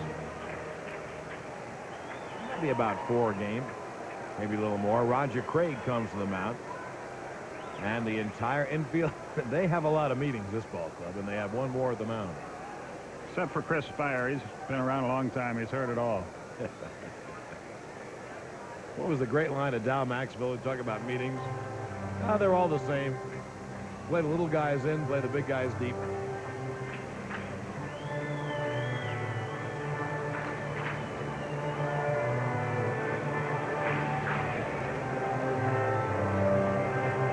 It's been a daffy game.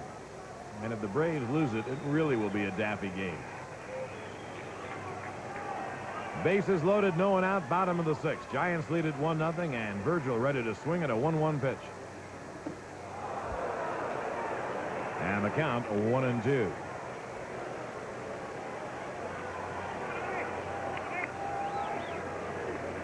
All 3 base runners have reached on walks in this inning. Murph at third, Griffey at second, and Thomas at first. The Giants have doled out 7 walks.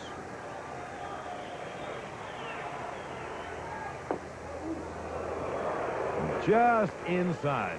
Jeff Robinson, a great movement. That was a split finger, but see that ball tail into OZZIE Virgil. So the count 2-2.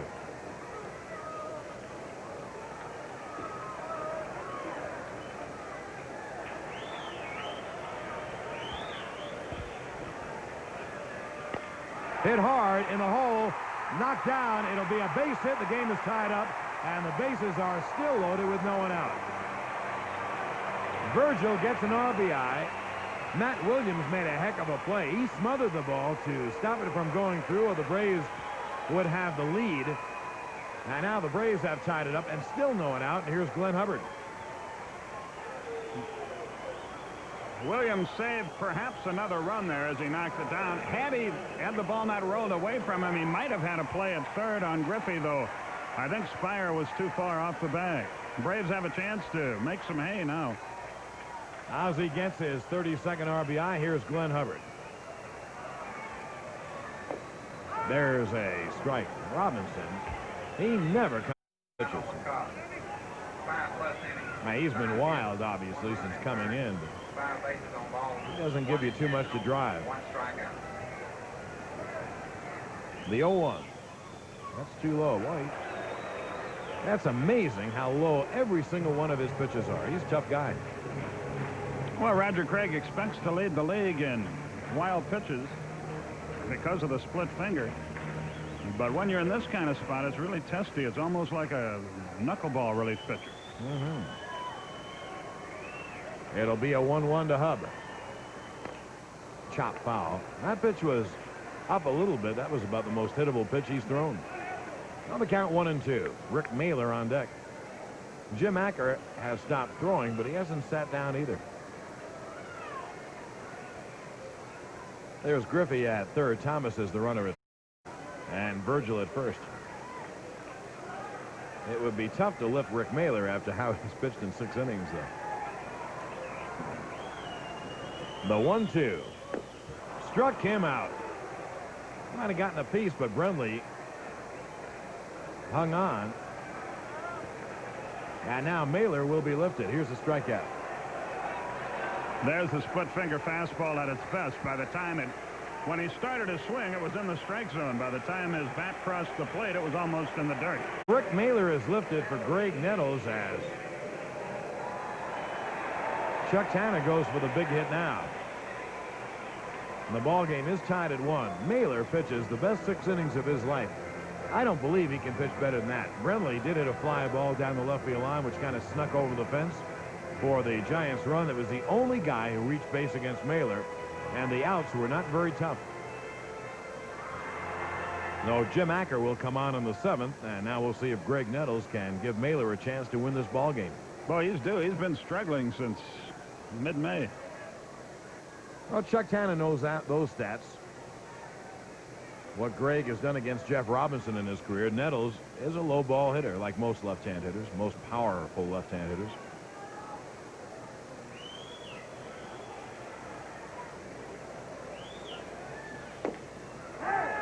He's going to see a low pitch. Robinson doesn't throw any other kind. Strike 1. Giants a run on 1 hit. The Braves a run on 6 hits. Bases loaded, 1 out.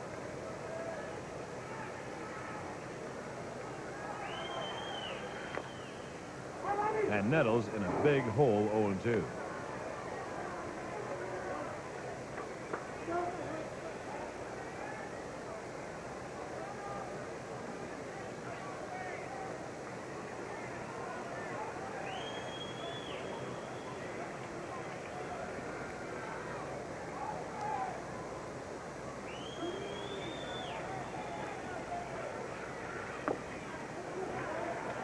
One and 2.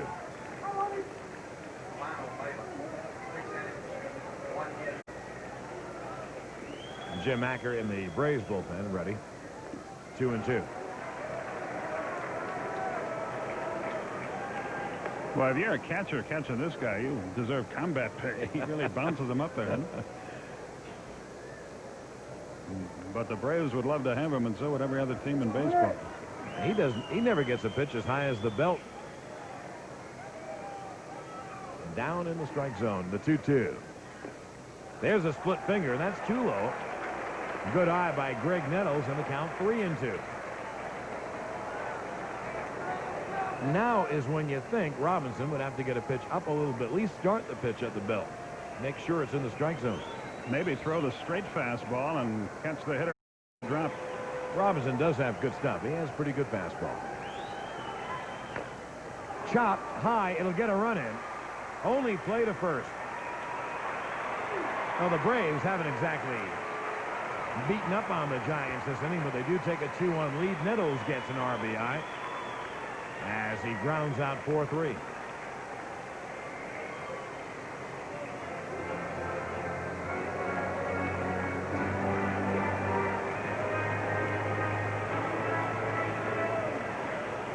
Two outs. Roger Craig comes out, and they'll either decide to walk James, which I doubt, or bring in the left-hander, which I think. He's got to bring somebody in. This is his 2nd trip. For Nettles, that's his 18th RBI.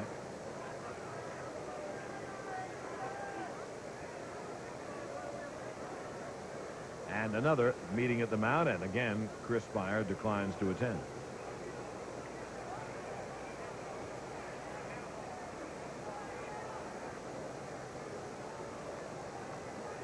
Now, Jeff Robinson leaves.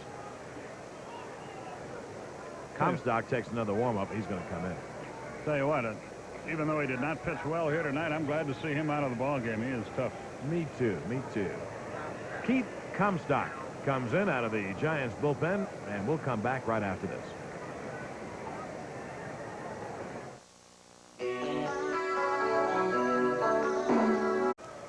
He has 15 stolen bases in 19 attempts. And he and Deion James sometimes play in the same outfield when Griffey is injured or needs a day off.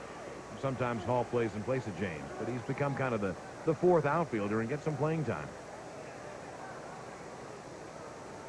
And they promptly walk Albert Hall, so Comstock will go at Ken Oberkfeld.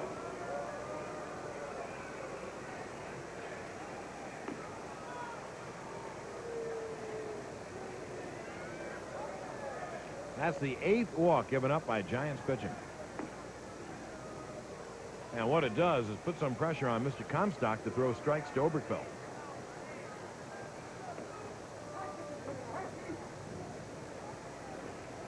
Comstock in 10 innings of pitching has given up 4 walks.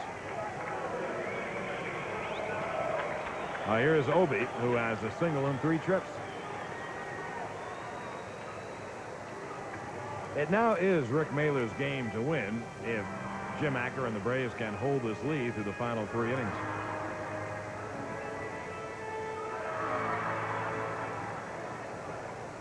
Thomas at third, Virgil at second, and Albert Hall at first.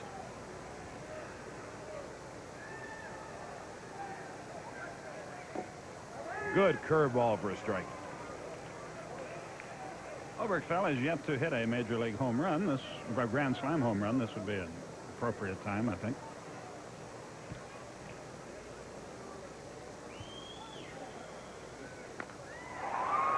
Line hard but foul down the right field line, so Oberkefeld in the hole. 0-2 to Comstock.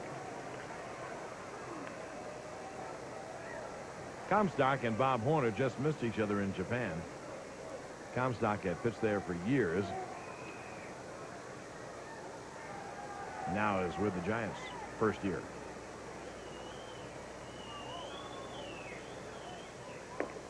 Just missed inside with a fastball. Comstock was running to the dugout.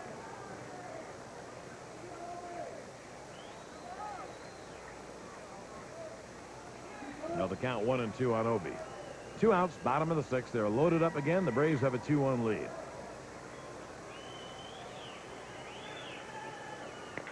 The curveball bounced right back to the mound. Comstock did his job. For the Braves, they get 2 runs on 1 hit and leave 3 more. And now the end of 6 innings of play. Atlanta 2, San Francisco 1. Ball goes to center field here in the top of the 7th. And there is the new Braves pitcher, Jim Acker. Rick Mahler was phenomenal. He pitched 6 innings and allowed just 1 man to get on base. Unfortunately, that guy, Bob Brenly, hit another home run against the Braves, the 12th of his career. He's hit about 66 major league home runs, 12 against the Braves. Now, Jim Acker, who has pitched very well of late. In fact, in his last game, he relieved Mahler and pitched 2 perfect 1-2-3 innings against the Reds to ensure Mahler's win. That was back on Friday. Mahler can win it. He cannot lose it. And Acker tries to hold the 2-1 lead as we go to the 7th. The number 2 hitter in the Giants lineup, Will Clark, will lead off for San Francisco in the 7th. And to tell you about it, here's Skip. Okay, John, thank you. Clark has flied to center. He's struck out, and he is a first ball hitter. He came in at 337.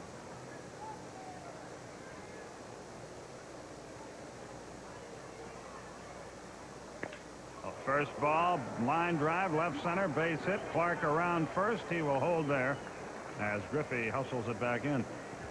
You know, we don't get to see Wally Joyner or Don Mattingly, but Will Clark has to be, or will be, in years to come, perhaps in their class. He is a terrific hitter, and he hits to all fields, and he hits with power. I wonder why, when the guys hit the first pitch virtually every trip to the plate in the series, you would throw him a fastball down the middle on the first pitch. That's why he, by the way, hits the first pitch, because pitchers want to get ahead in the count. Mike Aldrete is the batter, tying run at first. Fastball low, 1 ball, no strikes. Now Aldrete, Davis, and Spire will have a chance to get the Giants back on top or tie it up.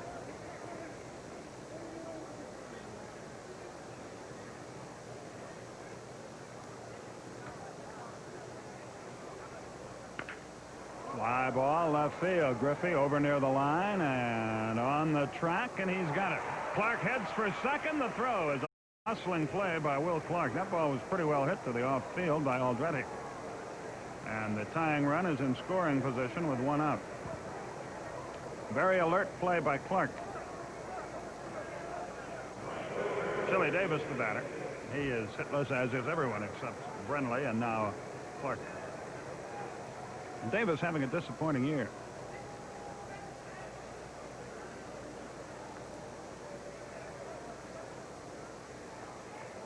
He's hitting 246 now.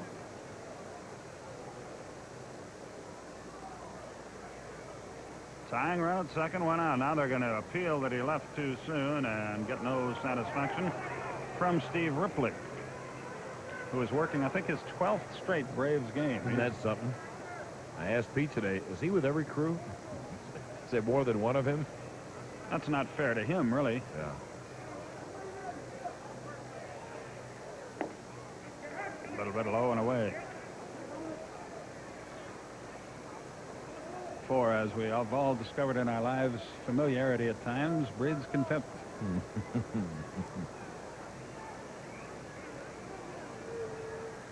The 1-0. Fast strike over the outside corner evens it up at 1-1.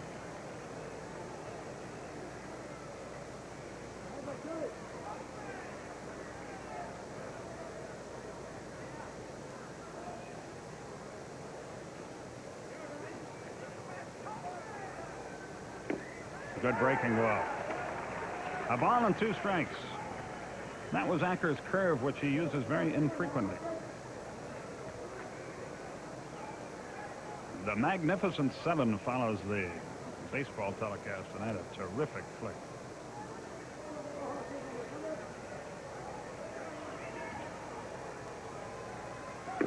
Got him. Another breaking ball. Acker records his first strikeout, but now he's got to get a tough veteran, Chris Spire, who's even tougher in spots like this. That's a pretty curve. Kind of a backdoor curve right on the outside corner.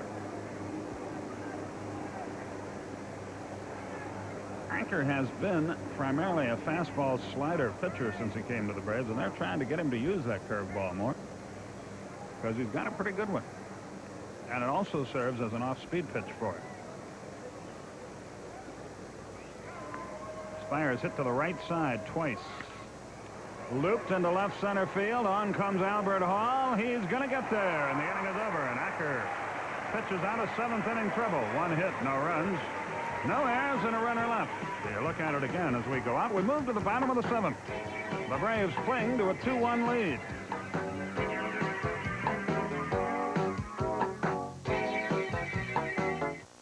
Why you? Bill Brenner, Steve McQueen, Charles Bronson, James Coburn, Robert Vaughn, Horst Buchholz are 6 of the Magnificent Seven. See if you can come up with a 7th. I don't know, but I know John does. I have to tell you something about Richard Croker. No, you don't. The pitch butted but hard toward third. Spire up. Throws him out, 1 away. Why would you have to tell me anything as dull as that? He's such a little devil and so ingenuous. And on this promo card in front of us, listing the Magnificent Seven, he has Yul Brynner's name spelled Y-U-L-E. Well, happy holidays to Richard. And Brenner, B-R-E-N-N-E-R. Well, Croker is the kind of guy who can brighten a room by leaving it. Meanwhile, Roger Craig is on his way to the mound. He went 2/3 of an inning, allowed no hits, walked 1, and allowed no runs. So Bacchus gets the call. Comstock departs, and we'll be back after this. Not often. Gee, what a tribute to Murphy. But now the poetic justice would be if Murphy hit 1 out against Bacchus. And, of course, they lose Mike Aldrete, a pretty good lefty hitter. Strike right in there. 0-1 the count.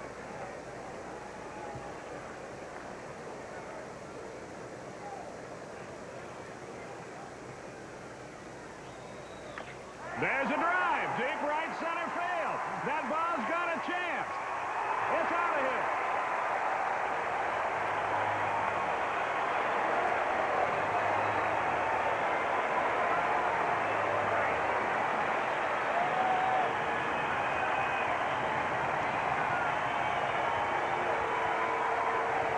That's going to be all for Randy Bacher. Well, the first thing I want is Skip Carey selecting stocks. Murph goes out and gets an outside pitch low and drives it over the right center field wall. This really might be Dale Murphy's best all-around year. He never had a batting average this high. He is so consistent. He's now hitting 14 straight games. The Braves have a 3-1 lead, and Roger Craig is once again at the mound, and Comstock will come in from right field, and the Giants have to get another outfielder out there. Well, the words were barely out of my partner's mouth, and then Murphy lined one over the right center field wall. Okay, so Chili Davis, who looks a little perplexed by this whole thing, goes back to right field. Jeff Leonard goes into left. And Keith Comstock, with another cameo appearance, comes back on to pitch. I'm going to count this as his second time, because I've already filled in all the numbers for his first time around. Now he doesn't get 8 warm-up tosses. Oh, me.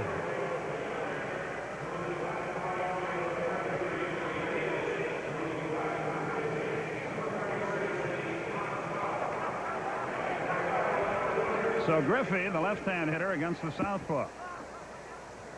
Curve high, 1 ball, no strikes. For Murphy, by the way, his 20th homer, his 44th RBI. He's 2 out of 2 with a couple of walks. It's 3-1 Atlanta. And Griffey was trying to return the compliment. Well, Comstock got to look at that home run probably more up close and personal than he's ever seen one in his life.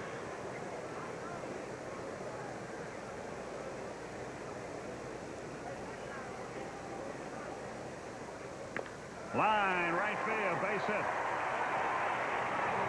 Sometimes you can stick all that right-handed, left-handed stuff where the sun fails to shine. And also, you can manage, as you know, the old line by Boughton. I managed as good as I could, but the players didn't play very well. You can manage all right. You can make all the right moves, but they aren't right moves unless the players execute. So here's Andres Thomas.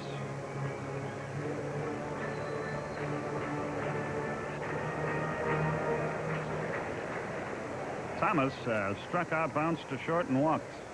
Braves could use a little insurance in what has been a most peculiar baseball game.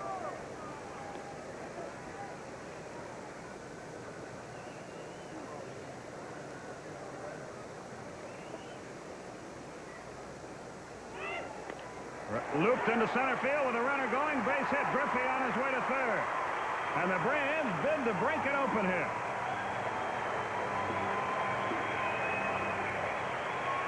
Thomas bloops the single to center on the hit and run, and OZZIE Virgil back. Let's see the pitch from Comstock. Again down low. It was a fastball. You see the phantom double play being executed by Matt Williams. That's great camera work. That's a great shot. You saw everything in that one shot. And Thomas just reached across, kind of blooped it to center field. So the Braves have a chance to extend their lead with first and third. And 1 out. That's John Perlman, who was in last night's game, the young right-handed that the Giants obtained from the Cubs.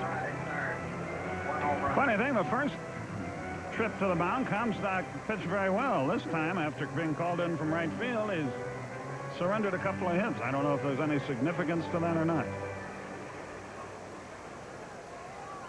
And we still don't know who the 7th guy in the Magnificent Seven was either. Here comes Roger Craig again, and the fans are all over him. Let's see what he does this time. He's heading toward the plate umpire. I think he's going to announce that Steve Ripley has come on to pitch. No, I can't do that. Now, wait a minute. Who have we here? Looks like Harry Spillman. Is Harry Spillman going to third, I guess.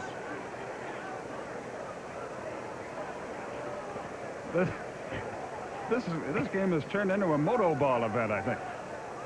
John Perlman is in to pitch. Comstock leaves for good as far as tonight is concerned. We're sure he's out of there this time. Spire made the last out, so Spillman, I guess, will hit 9th, and then Perlman will hit 5th. Frankly, Scarlett. Right now. We'll be back. All right, let me have your attention, guys. It's time to play. for all that you do. Like many before, you came here asking for just one thing, a chance. Sadowski. Shibowski. What? He's pronounced Shibowski. You're here to make a new start, but starting out's the hard part. Whatever the test, you give it your best. You'll show you got the heart, 'cause you make America work, and this life's for you. Here's to you, Beechwood Age, for that clean, crisp taste that makes Budweiser the king of beers. Hey, Sid. You make America work, and this Bud's for you. Harry Spillman at third base bats in the 9th spot in the order, and John Perlman, the pitcher, bats 5th. To recapitulate, there is 1 out, 1 in, and runners at 1st and 3rd. And OZZIE VIRGIL will be the batter against Perlman, and the 7th of the magnificent 7 was Brad Dexter. And a very good character actor. And whoever got that should be congratulated for being a good character, I guess. Our pal Nancy Hellman back at the station came up with that. Thank you, Nancy. Info. Brad Dexter is the guy who saved Frank Sinatra's life in that near drowning incident some years ago.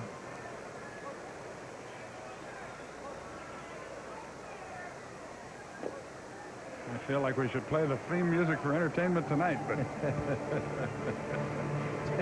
just in case it comes up in some trivia contest you're in. And yes, in that same trivia contest, Keith Comstock did play right field and watch Murphy's home run. Up close and personal. The 1-0 pitch to OZZIE VIRGIL. Little dribbler foul. The count evens at 1-1. Oz 1 for 2 with a walk and an RBI. Comstock went 2/3 of an inning, allowed 2 hits, walked 1. No runs yet, though the runners on base are his responsibility. No activity in the bullpen.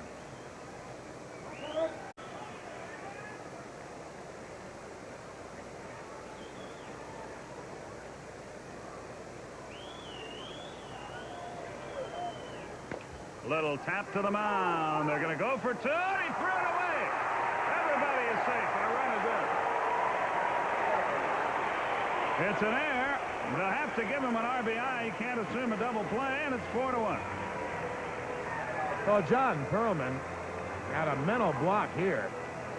And the ball was hit in front of him, and he had a play at the plate and fired it high, wide, and handsome to second base, pulling Robbie Thompson off the bag. Well, the Braves increased their lead to 4-1, but he had a play right in front of him. Bob Brunley to the mound, telling his pitcher, hey, you got to forget, made a mistake, forget about it. Now you got another major league hitter up there. Gene Garber goes to work in the Atlanta bullpen. By the way, if you're keeping score, that's also a fielder's choice. That's very important. Credit Virgil with an RBI and a fielder's choice. There's Hubbard. Low and away, 1 ball, no strikes. Tom Smith, our director, doing a great job keeping up with all these maneuvers, and Glenn Wind Tunnel Diamond is our director. I mean, our, whatever he is, producer. Low and away. Brian Smythe, our technical director. Stephanie Bradley in charge of audio. And Hal Galima and Carol.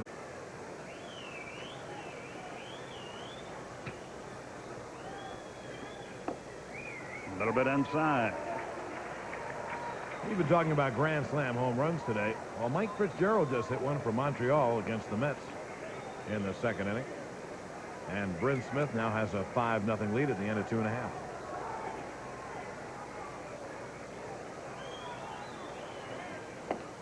At the knees on the outside corner. He took it, and it's 3-1. Acker is on deck, but the Braves could go to their bench. Ted Simmons lurks over there with Benedict, Renicky, and Ramirez. They're loaded, the bases, I mean. Acker will be called back, and Simmons will hit. Chuck trying to deliver the knockout blow here. There's no activity in the Giant bullpen. Well, and if you like base runners, and if you're a Braves fan, you can put the two together today. The Braves have had 9 hits. They've had 8 walks, and there's been a Giant error allowing a Brave to get on base. That's 18 base runners. We're only in the 7th inning with 1 man out. Simmons, the Braves have had the bases loaded all night, it seems. Now Jim Gott gets up and begins to throw. Simmons has hit 9 grand slams in his career, and he had a 3-run homer this year, I think. Yeah, he had 1 last year. Yeah, against Cecilio Guante, June 3rd of '86. He's got 9 in his career. You are a veritable fount of Grand Slam information. Page 152 of the media guide. Oh, okay. Bases loaded, 1 out.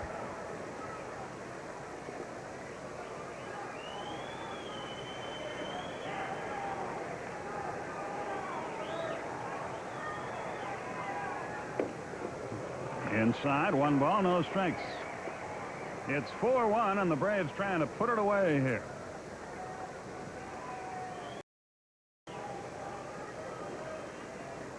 That's pretty good production from Mr. Simmons.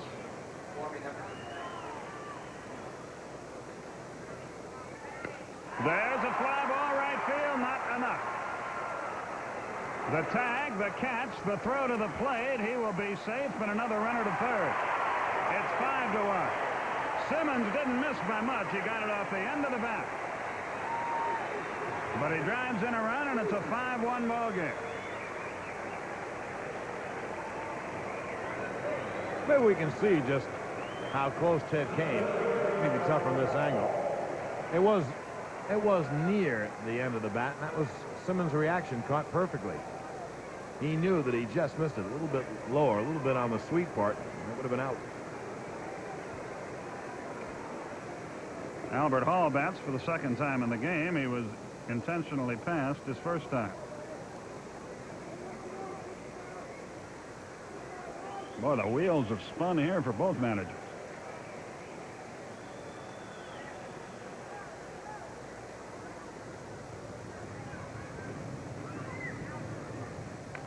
Boy, had a good cut, tried to steer it by Spillman at third base. Harry is primarily an outfielder first baseman, so he's not 100% at home over there in the hot corner. Gene Garber will come on to pitch for Atlanta.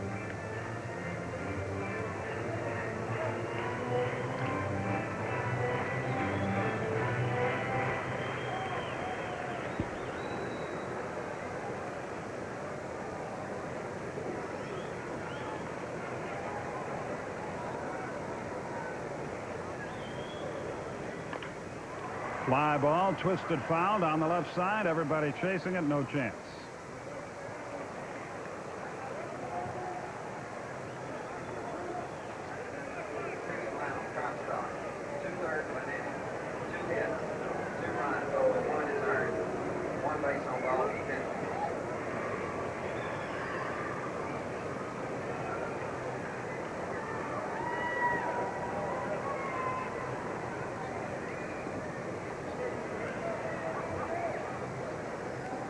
The 0-2 pitch about to be made.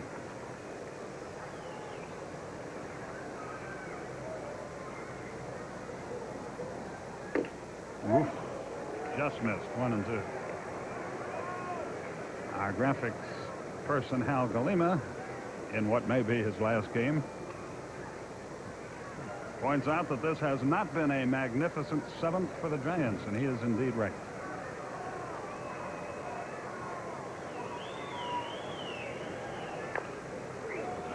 Just foul past first. Comstock went 2/3 of an inning. Allowed 2 runs, 1 earned, a walk and 2 hits. The walk was intentional. Then got a chance to play right field for just a second.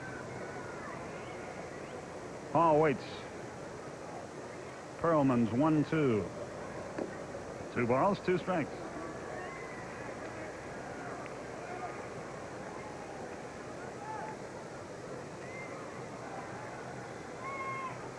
This final action, 1 inning, 1 hit, 1 strikeout. The runners lead from first and third.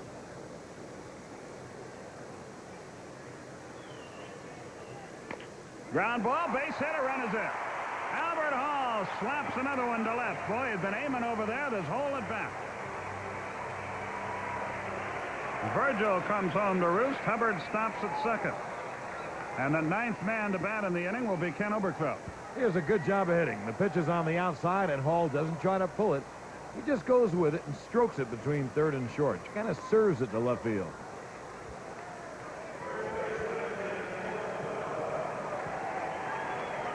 Well, if anybody has a time capsule working, I'll donate this score sheet. People 200 years from now never figure this thing out. Especially the last 2 innings. Here's Oberkfeld.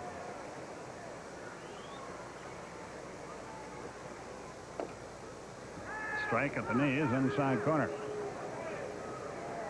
6-1 Brave. The Braves have left 9 and have a couple of more ducks out there now.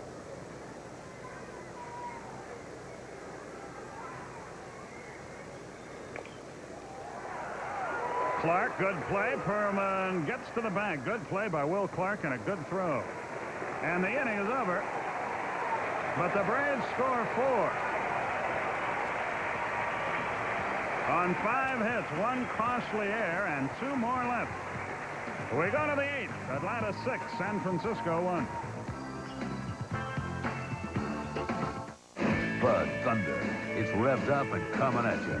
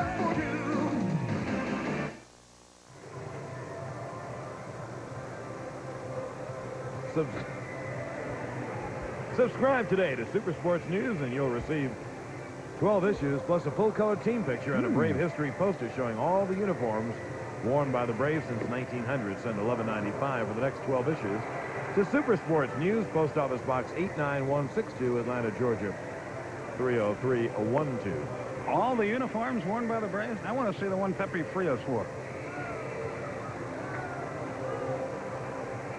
We go to the 8th inning. Brenly, Thompson, and Williams will be the first 3. Gene Garber on the pitch. Acker did his job. He won an inning, allowed a hit, struck out 1.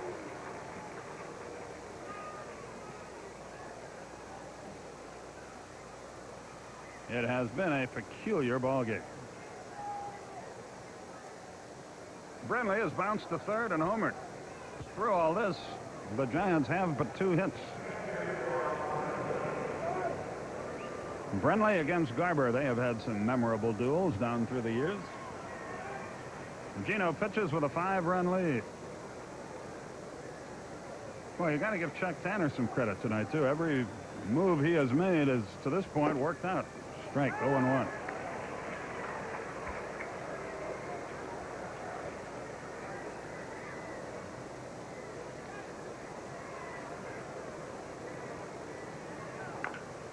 Bounced foul over by the Giants dugout. Quickly, Gino is up and out in front, 0-2.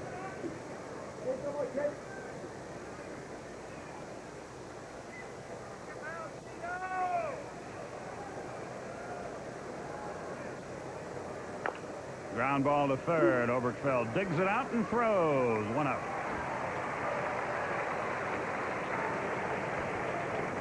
Robbie Thompson is the batter, the youngster out of West Palm Beach. If the Braves hang on here, they will have won 4 of the 9 games played between these two teams to this point.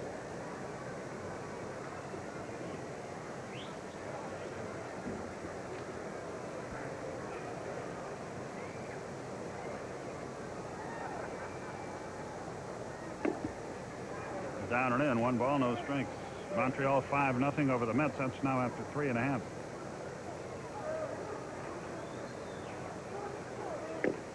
Strike. Robinson against Ryan. Cincinnati in the Astrodome to play Houston tonight. Pittsburgh at St. Louis. That hasn't started yet.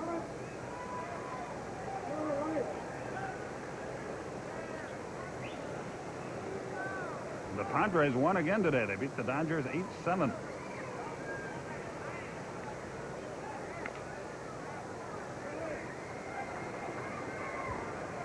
John Shelby had 2 home runs and a losing cause. I'd like to add my congratulations, and so is Skip, to Scott and Vicki Carson of Kansas City, Missouri, who are newlyweds but are good enough to watch the game tonight. Fouled on TBS. Fouled away at the plate. It's 1-2. American League, Detroit hung on, beat Toronto 3-2. Frank Tanana got the win. Lou Whitaker and Matt Noakes had homers. Milwaukee beat Minnesota 8-5. Seattle shut out Chicago 2-0. Bankhead and Nunez combined on the shutout. 2-2 the count here to Robbie Thompson. Tonight, Boston and Cleveland scoreless after 1. Baltimore, New York scoreless after 1.5. The other action later on.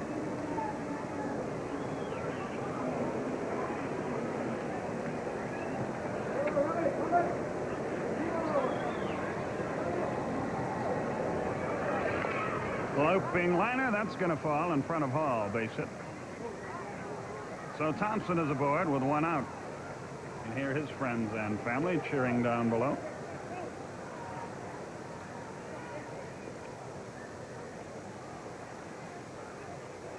Matt Williams is due, but it looks like Joe Youngblood is. Let's see. Yeah, that's who it is. Youngblood out to hit.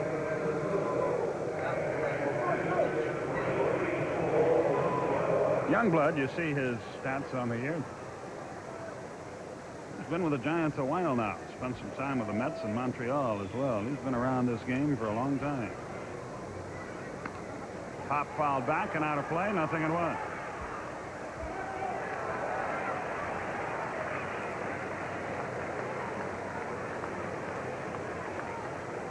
Ivan De Jesus limbers up in the bullpen. He'll come in to play shortstop. Youngblood started with Cincinnati, then with back in '76. Then with the Cardinals, the Mets, Montreal, and the Giants. Little tap. Garber has it, goes to first, 2 out. Thompson moves to second. And here's Harry Spillman with a runner in scoring position and 2 out. After De Jesus enters this game, the Giants will be down to Candy Maldonado and Bob Melvin to use as pinch hitters, should they need them in the 9th.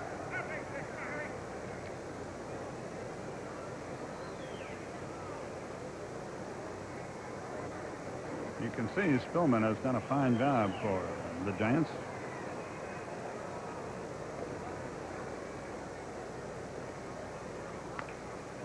That's going to be out of play. Don't forget, Cincinnati comes in here tomorrow night. David Palmer and Guy Hoffman. It's a 7:40 game, as is Friday's contest.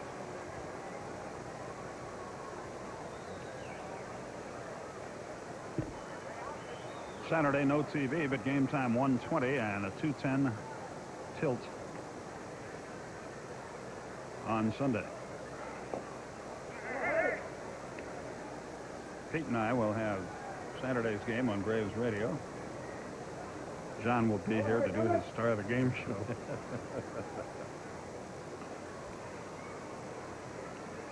John will be poolside taking notes.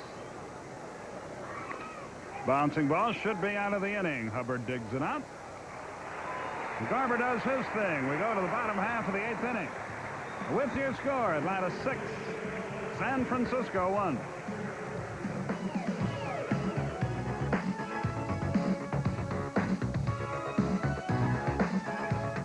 Bye-bye. Being a big brother taught me responsibility. Checks into the game to play shortstop. He'll bat in the 8th spot in the order. And Gerald Perry will lead off the Atlanta 8th inning. Braves enjoy a 5-run lead.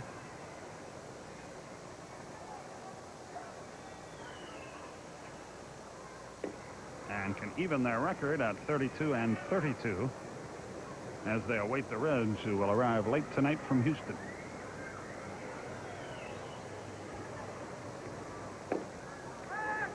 At the knee. A ball and a strike.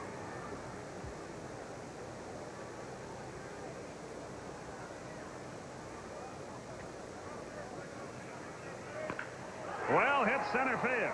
Back goes Milner. He's at the wall. Nice catch, 1 out. Milner took at least a double away from Gerald Perry with a super play. Well, if there's one thing Eddie Milner can do, he can run down fly balls with any outfielder in the game. And here's a good example.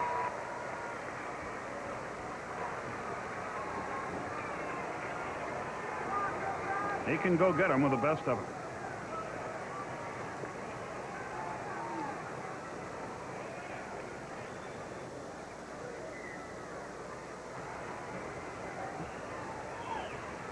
Here's the Murph. He's been perfect, 2 for 2 with 2 walks.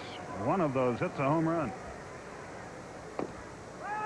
Strike call. The Braves, with this victory, if they get it, will not only move to the 500 mark, they will move to within 3 games of the lead in the National League West, pending the outcome of the Cincinnati-Houston game. Pop foul back and out of play. More importantly, they will move to within a game of the 3rd place Giants, and they would move to within, or would move 3 games in front of the Dodgers, who are in 5th place. Yeah, and the 3 games out is pretty legitimate too, because they're only 3 back of the loss column to Cincinnati. Look out. It hit it. And Murphy slings the bat away in disgust.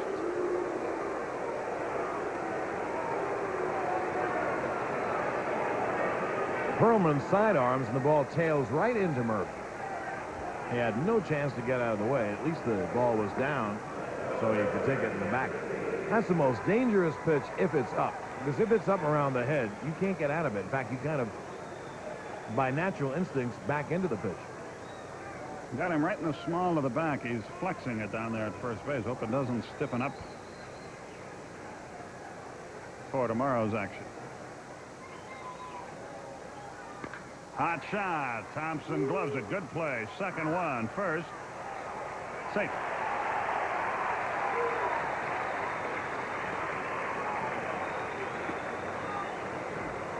Here's Andres Thomas. Took him just a little time to unload the ball as he had to move to his left, and that cost him a double play on a bang-bang play at first.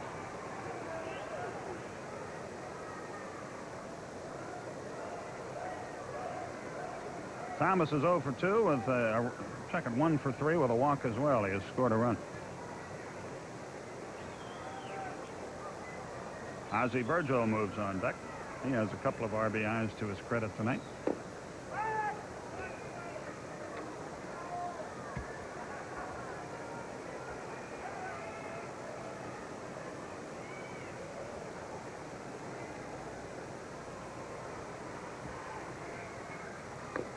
Breaking ball outside.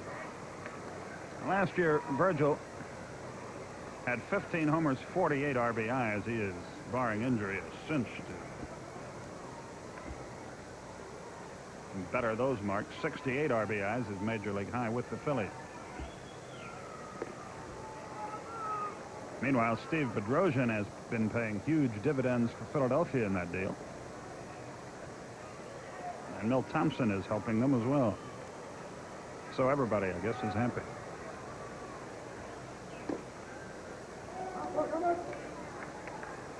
2 balls and a strike.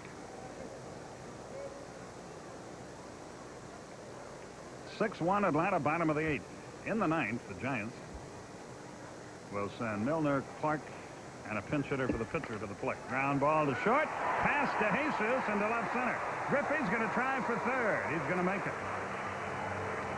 So Thomas is at first, Griffey at third, and Virgil the batter.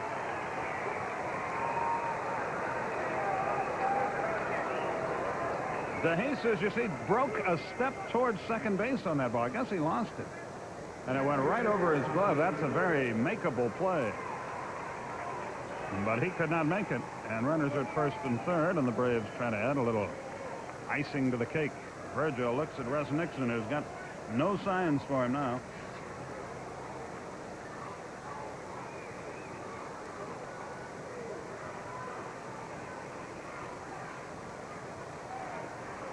Earlier, Dale Murphy hit his 20th home run of the year. Last year, he didn't hit number 20 until August 11th. The pitch. A little low, 1 ball, no strikes. Glenn Hubbard would be next.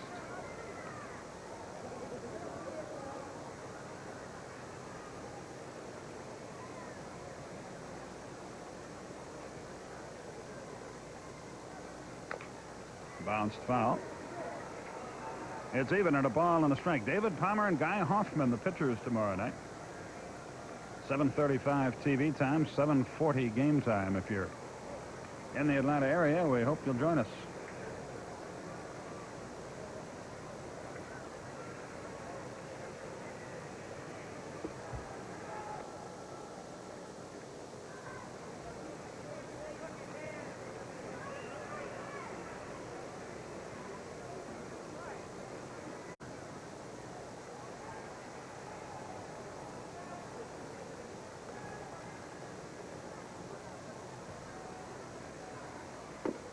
Upstairs with a breaking ball. Perlman is laboring. Well, Roger Craig tried something tonight, and it backfired on him, or at least it didn't work. I don't know if it backfired when he put the pitcher in right field, brought the right-hander Bacchus in, and Murphy hit the home run. Then the left-hander came back and gave up 2 hits, but at least he had the guts to try it.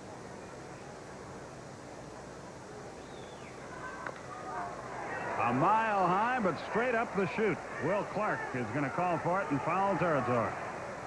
And the inning is over. The Braves, folks, have left 13 runners in this game. That's the bad news. The good news is they lead 6-1.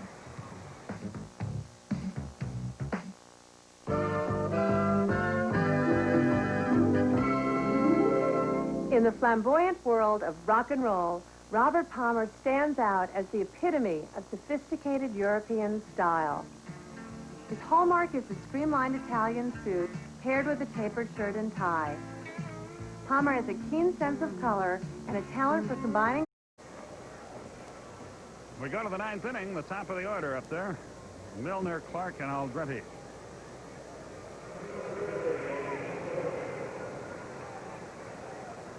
Rather, not ALDRETE. He's long gone from this game. That was in that pitcher to the outfield switch.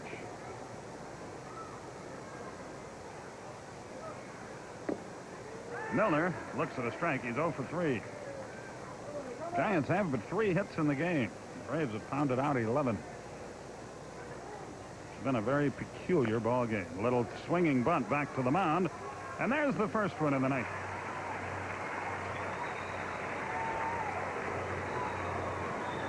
Giants figure to be 33-31 when this is over, and the Braves 32-32.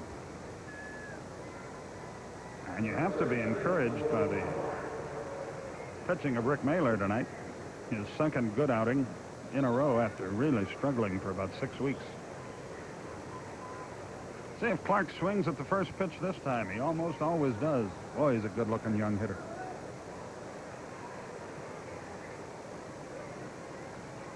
Whoops. Fooled you.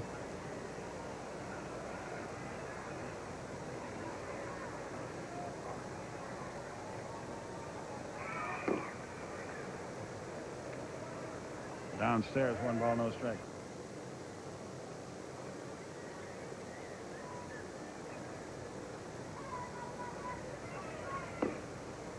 2 balls, no strike. You saw Garber start his motion and then sort of stumble and stop. That's the 33rd time this year that he has done that.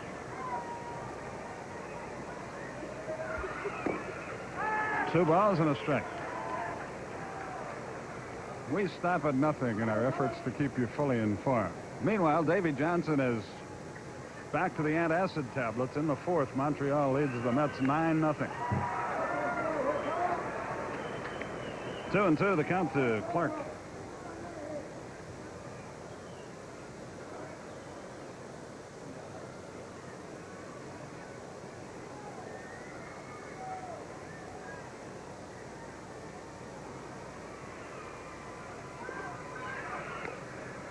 He fought it off, but still 2-2. Bill Fahey, the first base coach, makes the play.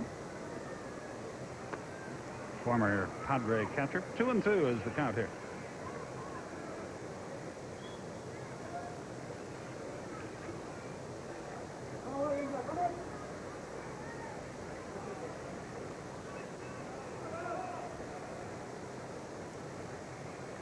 The 2-2 pitch. He's run it full, 3-2.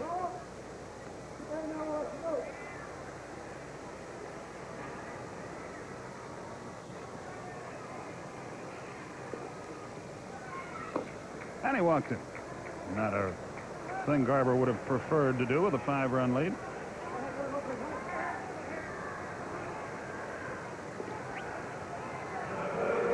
And Jeffrey Leonard is the batter. He is sitting in the number 3 spot in the order.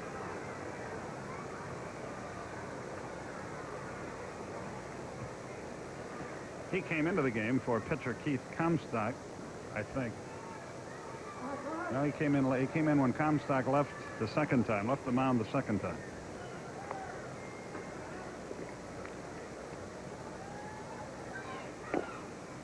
Started to go, held up inside, 1 ball, no strikes.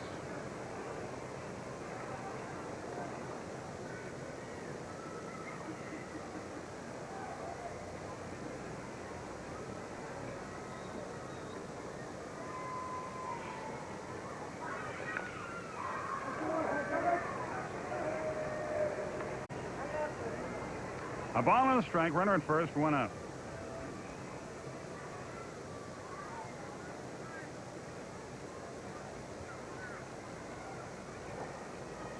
The Magnificent 7 are warming up in the bullpen and will be with you as soon as Leonard hits into a 6-4-3. 6, 4, 3.